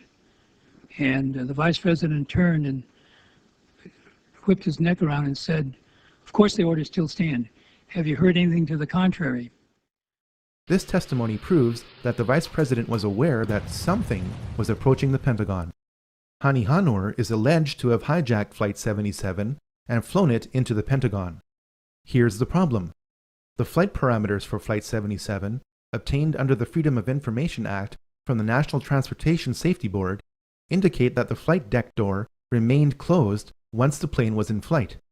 The mid-air hijacking of Flight 77 could not have taken place if the cockpit door never opened. One of the popular myths of 9/11 is that the Twin Towers were towering infernos. If that's true, then people wouldn't have been told to return to work in the South Tower. In the neighboring South Tower, people are also evacuating, but an announcement over the PA system tells workers their building is secure and they can return to their desks, an announcement that will soon have tragic consequences. If the towers were towering infernos, then the Battalion 7 chief would have never been able to make it to the 78th floor and say, we got tons isolated pockets of fire. We should be able to knock it down with 2 lines. Where you go that? 78th floor, numbers 1045, call 1. If the tower fires were melting steel columns, then Edna Sintron wouldn't have been able to wave from the plane impact zone with her light pants not even singed.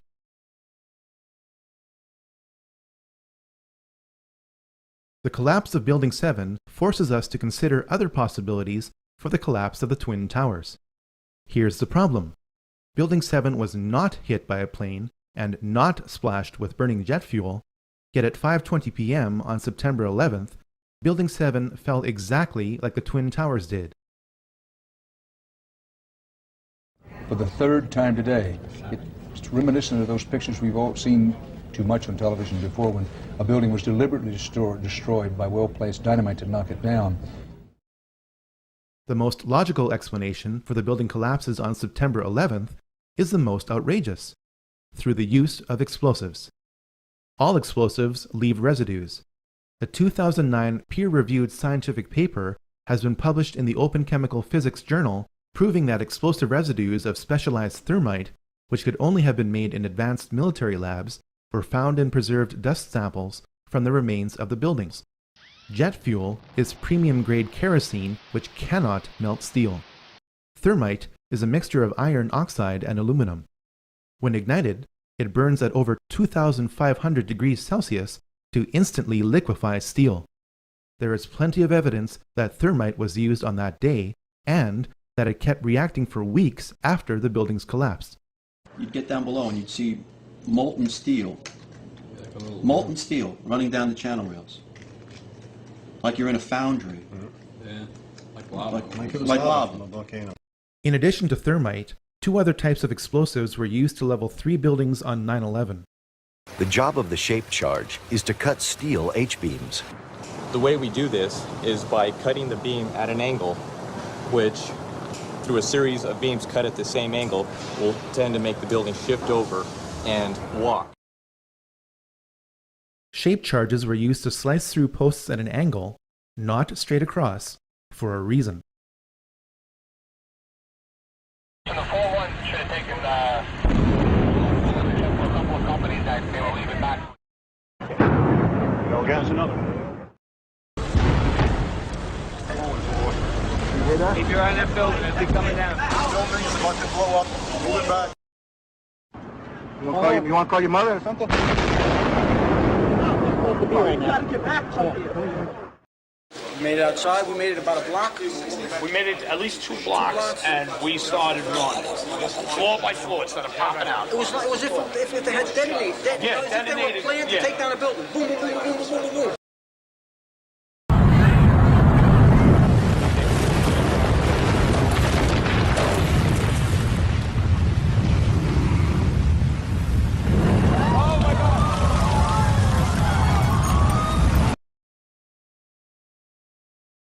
Based on the evidence, the final roll sequences after pre-weakening with thermite and shape charges was most likely done with nuclear explosives. Don't think of Hiroshima.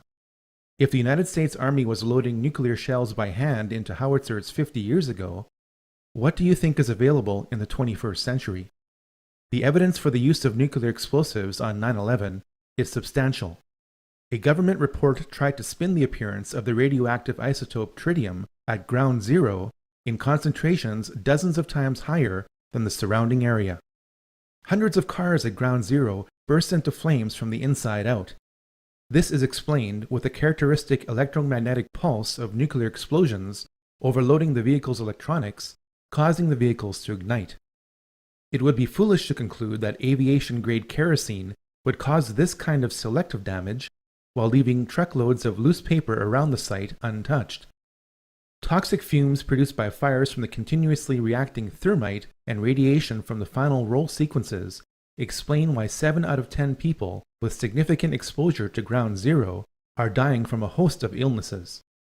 If explosives were used to destroy buildings on 9/11, they would have had to be placed in the buildings. This is made easier when there was an unprecedented power down in the World Trade Center complex for alleged electronic upgrades on the weekend before September 11, 2001.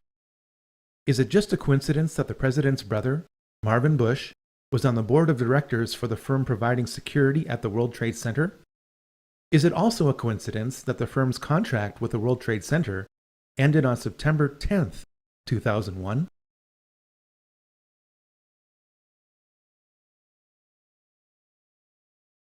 The so-called terrorists who attacked America without warning were trained and lived at U.S. military bases.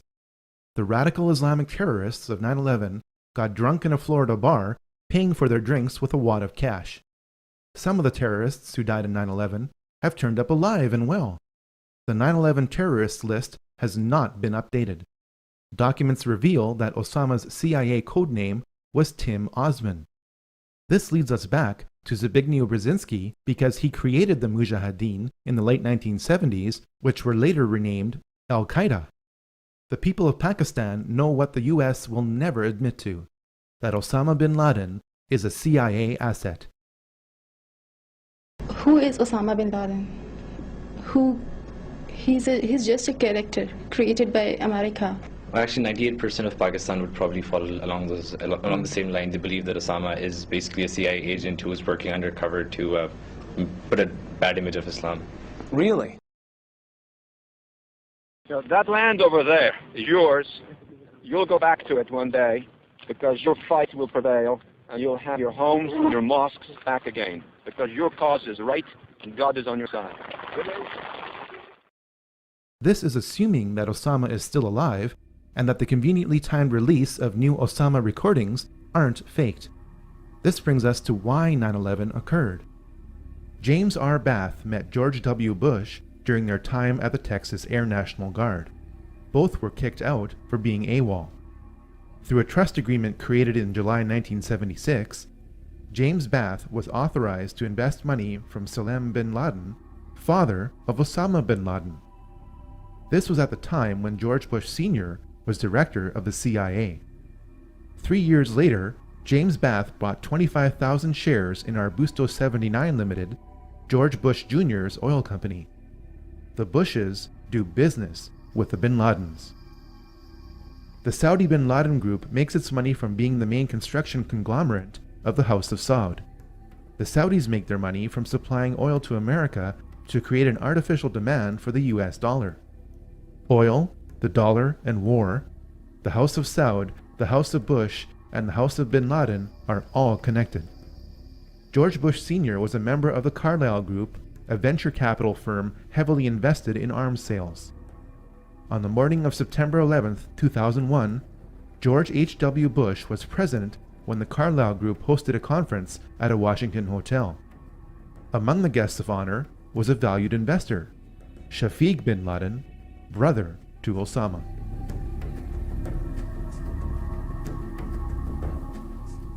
Operation Northwoods is the name of a top-secret report produced in 1962 by the highest-ranking military officer in the United States. This report remained classified for nearly 40 years, and for good reason. It suggested that the United States military should attack America under a system of pretexts.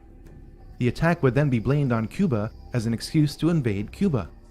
The details of this report are staggering. Items inside a military base could be blown up and burnt. A ship at harbor could be sabotaged by starting large fires with naphthalene. Funerals for mock victims could be conducted.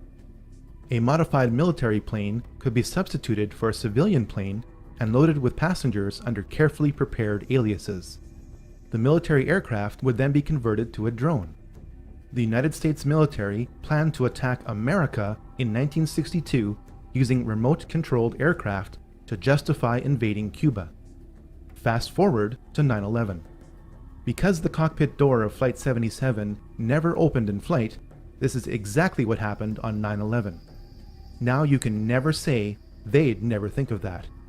They thought of that in 1962. They thought about it again in 2001. The Project for a New American Century is a neoconservative think tank. Some of its members are the most powerful people in the United States. In a report dated September 2000, 1 year before 9/11, this group wanted to turn the United States military into a vehicle of global domination. You may doubt this interpretation until you turn to page 60. Here, we read that advanced forms of biological warfare that can target specific genotypes may transform biological warfare from the realm of terror to a politically useful tool. This report noted that this transformation would trouble American allies and would take a long time, absent a catastrophic and catalyzing event like a new Pearl Harbor. The goal of the war on terror is to make loads of money and to accelerate the next great dialectical war. Insurgents keep being captured, but some of them turn out to be MI5 agents. Over 160,000 soldiers and 180,000 civilians and mercenaries are being used to fight 100 Al-Qaeda soldiers. Members of Al-Qaeda are being trained at US military bases. Opium is flowing from Afghanistan. The lies are so thick that bricks of cash are being given out to soldiers to keep them quiet. The Illuminati do not want peace. They want more wars. I met Rockefeller through a female attorney I knew, and I met him and I liked him, and he was a very, very smart man. He's the one who told me 11 months before 9/11 ever happened that there was going to be an event. Never told me what the event was going to be, but there was going to be an event, and out of that event, we were going to invade Afghanistan to run pipelines from the Caspian Sea. We were going to invade Iraq, to take over the oil fields, establish a base in the Middle East, and make it all part of the New World Order. And sure enough, later 9/11 happened, and I remember he was telling me how how you're gonna see soldiers looking in caves for people in Afghanistan and Pakistan and all these places, and there's gonna be this war on terror, which is no real enemy, and the whole thing is a giant hoax, you know, but it's a way for the government to take over the American people. And he said the end goal is to get everybody chipped, to control the whole society, to have the bankers, the elite people, you know, the bankers and some governor controlling the world. In earlier times, it was easier to control 1 million people than physically to kill 1 million people. Today, it is infinitely easier to kill 1 million people than to control 1 million people. It is easier to kill than to control. He has proven to be an outstanding friend and somebody who I've learned an immense amount from. And for him to support me in this campaign and then be willing to come out here to Iowa is a testimony to his generosity. So if everybody could please give Dr. Brzezinski another round of applause.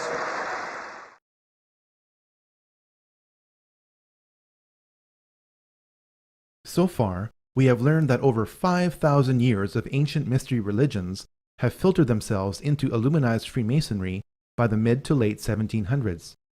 We have learned that every major war since the French Revolution has been manipulated through the Hegelian dialectic to provide more control to the Illuminati. We have also learned that Israel was an Illuminati creation. But where are we going from here? What does the Bible say about this? And what should we do about it?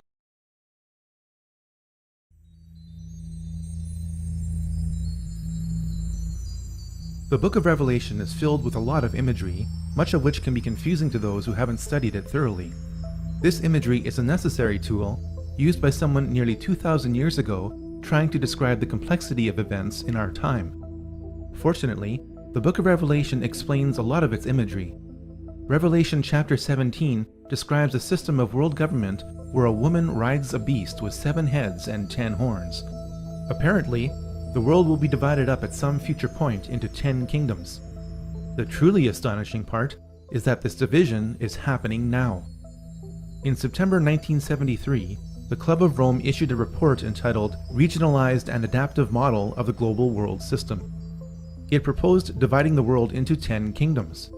Yes, it actually used the phrase 10 kingdoms. While the boundaries of these 10 kingdoms are subject to change, it is their proposal that is the point. Since that proposal in 1973, the world is being divided into 10 kingdoms. It started with the European Union. It is continuing with the African Union. It is now here with the North American Union, or NAU. Our elected political leaders in North America deny the existence of the NAU, calling it a conspiracy theory. They do so while the Queen's representative in my province of Manitoba lays out its infrastructure. Can you say today that this is not a prelude to a North American Union similar to a European Union? Are there plans to build some kind of superhighway connecting all 3 countries? And do you believe all of these theories about a possible erosion of national identity stem from a lack of transparency from this partnership? A couple of my opposition leaders have speculated on massive water diversions and superhighways to the continent, maybe interplanetary, I'm not sure as well. Manitoba is also taking a major role in the development of a mid-continent trade corridor, connecting our northern port of Churchill with trade markets throughout the central U.S. and Mexico. I'm amused by some of the speculation, some of the old, you call them political scare tactics. If you've been in politics as long as I have, you get used to that kind of technique, where you lay out a conspiracy and then force people to try to prove it doesn't exist. That's just the way some people operate. An alliance has been built with business leaders and state and city governments spanning the entire length of the corridor. When fully developed, the trade route will incorporate an inland port in Winnipeg with pre-clearance for international shipping. I'm amused by the difference between what actually takes place in the meetings and what some were trying to say takes place. It's quite comical, actually, when you realize the difference between reality and what some people are talking on TV about. And we cannot be effective at major economic matters any longer unless we work with our other economic partners around the world and work with them closely and intimately. That is essential. I know some people don't like it. It's a loss of national sovereignty, but it is a simple reality.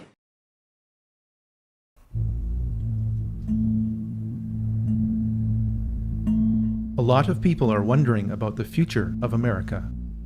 Many students of Bible prophecy are beginning to reconsider the possible identity of the woman who rides the beast of a one-world government system. Revelation 17:1 talks about the punishment of a great prostitute who sits on many waters. Revelation 17:15 explains the imagery of the waters to mean many peoples, multitudes, nations, and languages. In Revelation 17:18, the woman or prostitute is clearly defined as the great city that rules over the kings of the earth. So far, the Whore of Babylon is a dominant multicultural city. New York is a dominant multicultural city.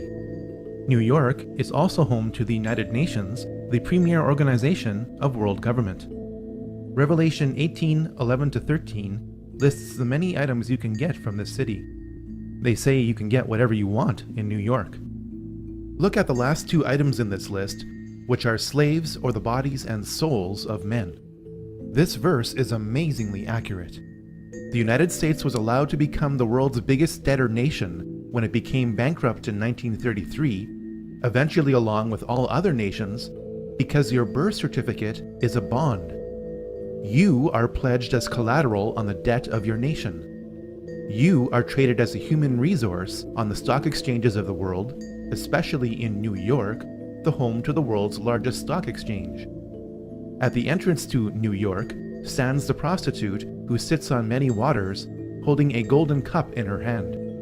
The prostitute has 7 heads, or 7 rays of initiation, radiating from her crown. The prostitute is none other than Queen Semiramis, the ancient queen of Babylon. At the base of the Statue of Liberty is a plaque. It states that the statue is a gift from the Freemasons of France to the Freemasons of America. Revelation 18:15 talks about the merchants of the world who gained their wealth from her, standing amazed at her destruction. Revelation 18:17 describes the woman being consumed by fire in 1 hour. Whether or not the biblical description of Babylon applies to New York today or Iraq tomorrow is a moot point. The point is that because New York fits the Babylonian archetype, or sign of things to come, we should expect that New York should suffer the same fate as Babylon. If my interpretation of Babylon and its destruction is correct, then there ought to be signs of secret societies in America preparing for its destruction. Perhaps the greatest sign of America's pending destruction is on the back of the US $1 bill. You have been told that the bird on the right is an eagle.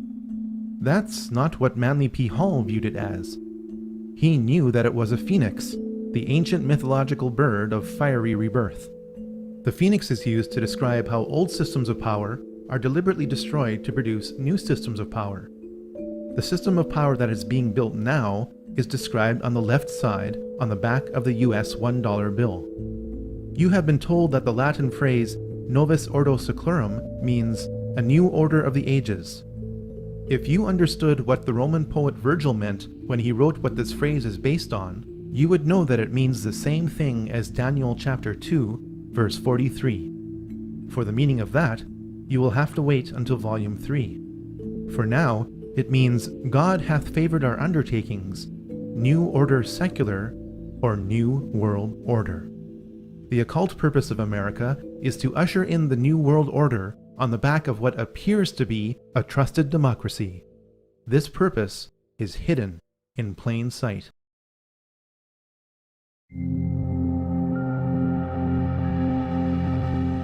The New World Order is coordinated on a spiritual level by Lucifer, who is Satan disguised as an angel of light.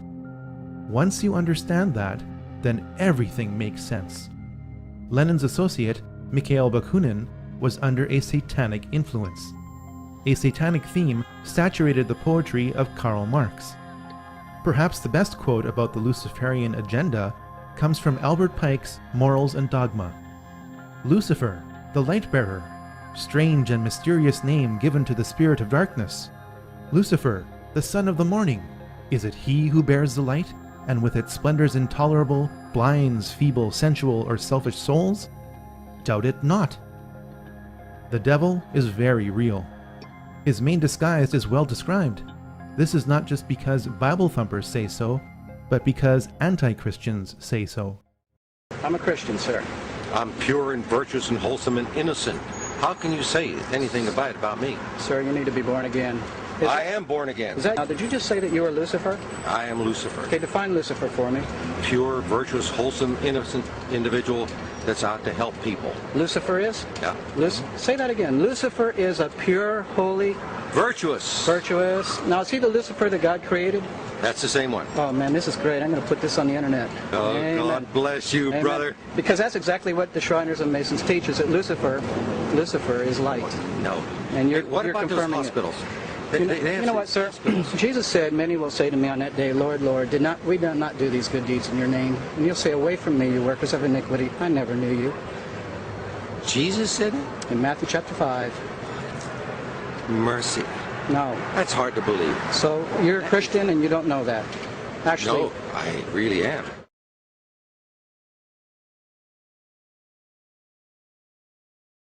Many people around the world today are particularly concerned with Israel. The Bible said 2,600 years ago in Ezekiel 37 that before the third and final Great War, Jews from around the world will begin to be gathered back to Israel, even in unbelief. Israel has offered cash and land to Iranian Jews to move to Israel. Iranian Jews have refused this offer, saying that they prefer life in Iran.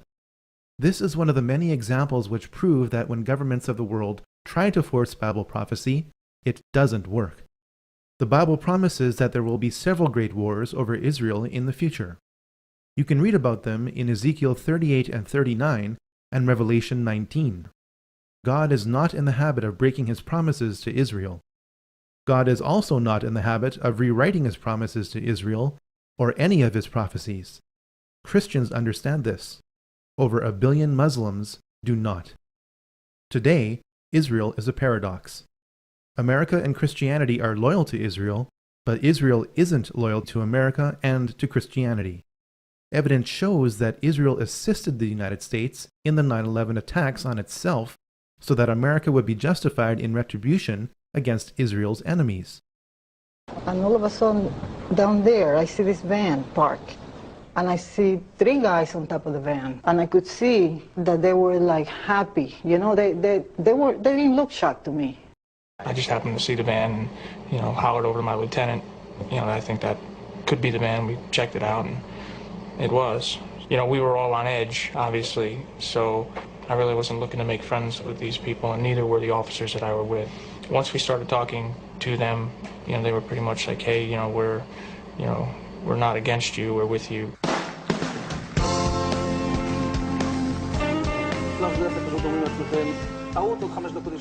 And at that point, we were taken for another round of questioning, this time related to our allegedly being members of Mossad. The fact of the matter is, we are coming from a country that experiences terror daily. Our purpose was to document the event. Most directory assistance calls and virtually all call records and billing in the U.S. are done for the phone companies by Amdocs Limited, an Israeli-based private telecommunications company. Amdocs has contracts with the 25 biggest phone companies in America and more worldwide. Since September 11th, more than 60 Israelis have been arrested or detained, either under the new Patriot anti-terrorism law or for immigration violations. A handful of active Israeli military were among those detained, according to investigators, who say some of the detainees also failed polygraph questions when asked about alleged surveillance activities against and in the United States. Building's going to collapse. Nothing information. Building's going to collapse. Nothing information. Investigators suspect that the Israelis may have gathered intelligence about the attacks in advance and not shared it. A highly placed investigator said there are, quote, tie-ins. But when asked for details, he flatly refused to describe them, saying, quote, evidence linking these Israelis to 911 is classified. I cannot tell you about evidence that has been gathered. It's classified information.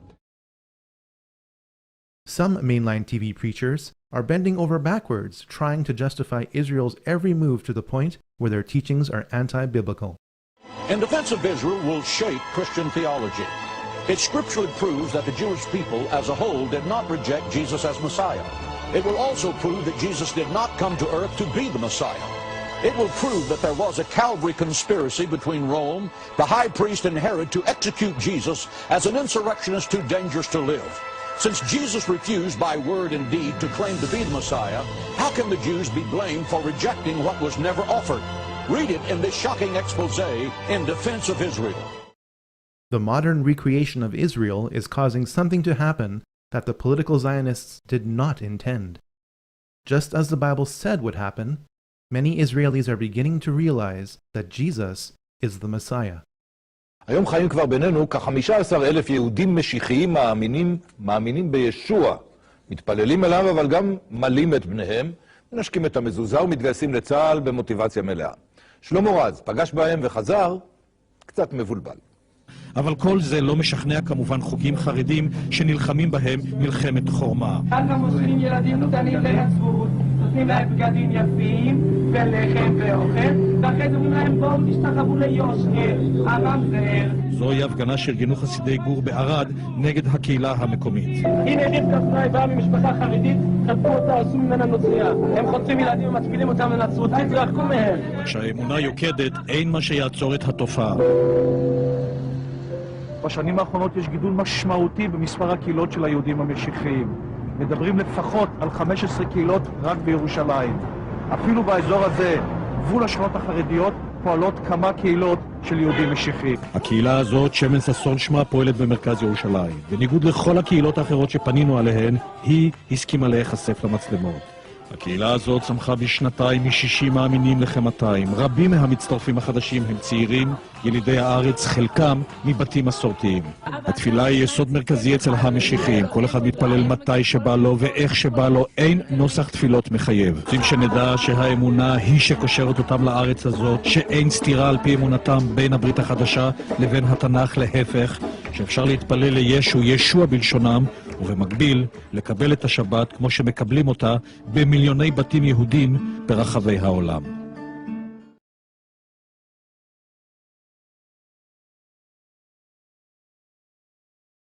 There is a massive spiritual point behind the recreation of Israel. Most of the world's power will continue to return westward at an accelerating pace to where it began, the Middle East. The heart of the Middle East is Israel. The heart of Israel is Jerusalem. The heart of Jerusalem is the Jewish temple. The Bible says that Satan is the prince of this world. The Bible also says that Satan's greatest desire is to be worshipped as the God of all religions in the temple of God. We are very close to the rebuilding of that temple. There is no way that a Jewish temple could be rebuilt in the middle of the Muslim world without a Jewish state. There is no way that a Jewish state could have been established in that world without the UN creating it in response to the Holocaust. There is also no way that the Holocaust or Israel could have occurred without political Zionism. Here is a mystery. Evil has no choice but to follow Bible prophecy. This gives all those who follow the Bible hope for the future. It also poses a major problem for atheists and agnostics. People in these camps blame God or people's idea of God for most of the evil in this world. It would never occur to these groups that all this time it was Satan manipulating people and trying to imitate God who was responsible for most of the evil in this world. Ultimately, Satan is God's tool. For all those who think that the Bible was written by secret societies to fool the world into believing that God is in control of it, keep one thing in mind. The New World Order couldn't control all aspects of one major event. Do you really think that secret societies could arrange hundreds of events over thousands of years?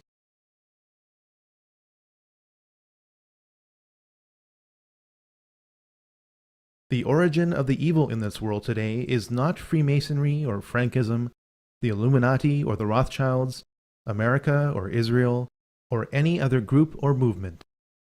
The source of the evil in this world today is sin.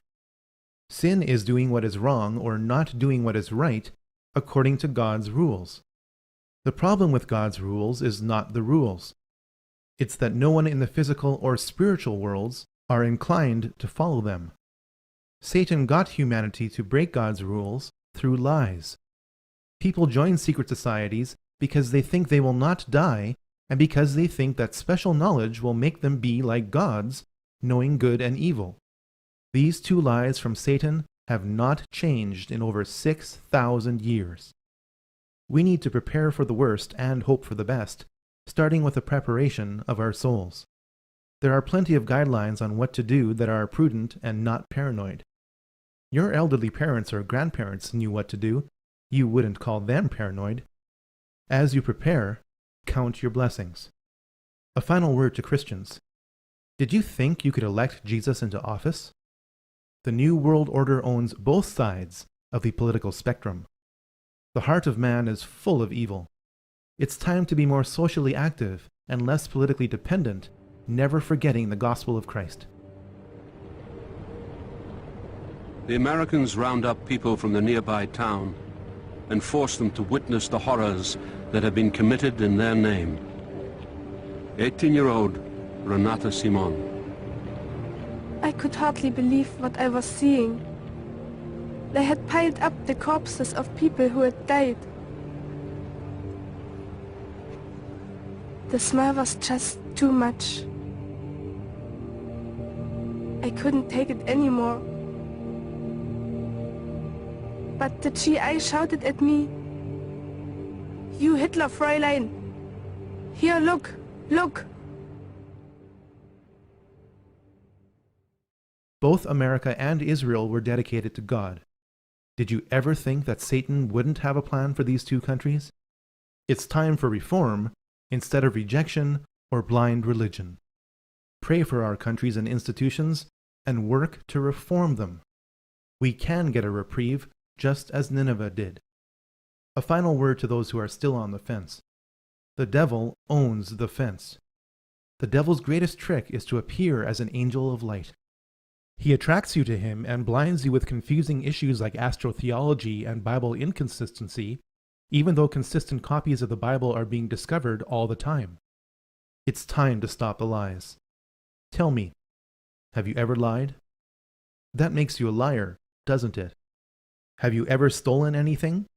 Even some candy as a kid? That makes you a thief, doesn't it? Out of your own heart, you admit that you're a lying thief. You're no better than any member of any secret society. You deserve the punishment that you demand all the tyrants of history get.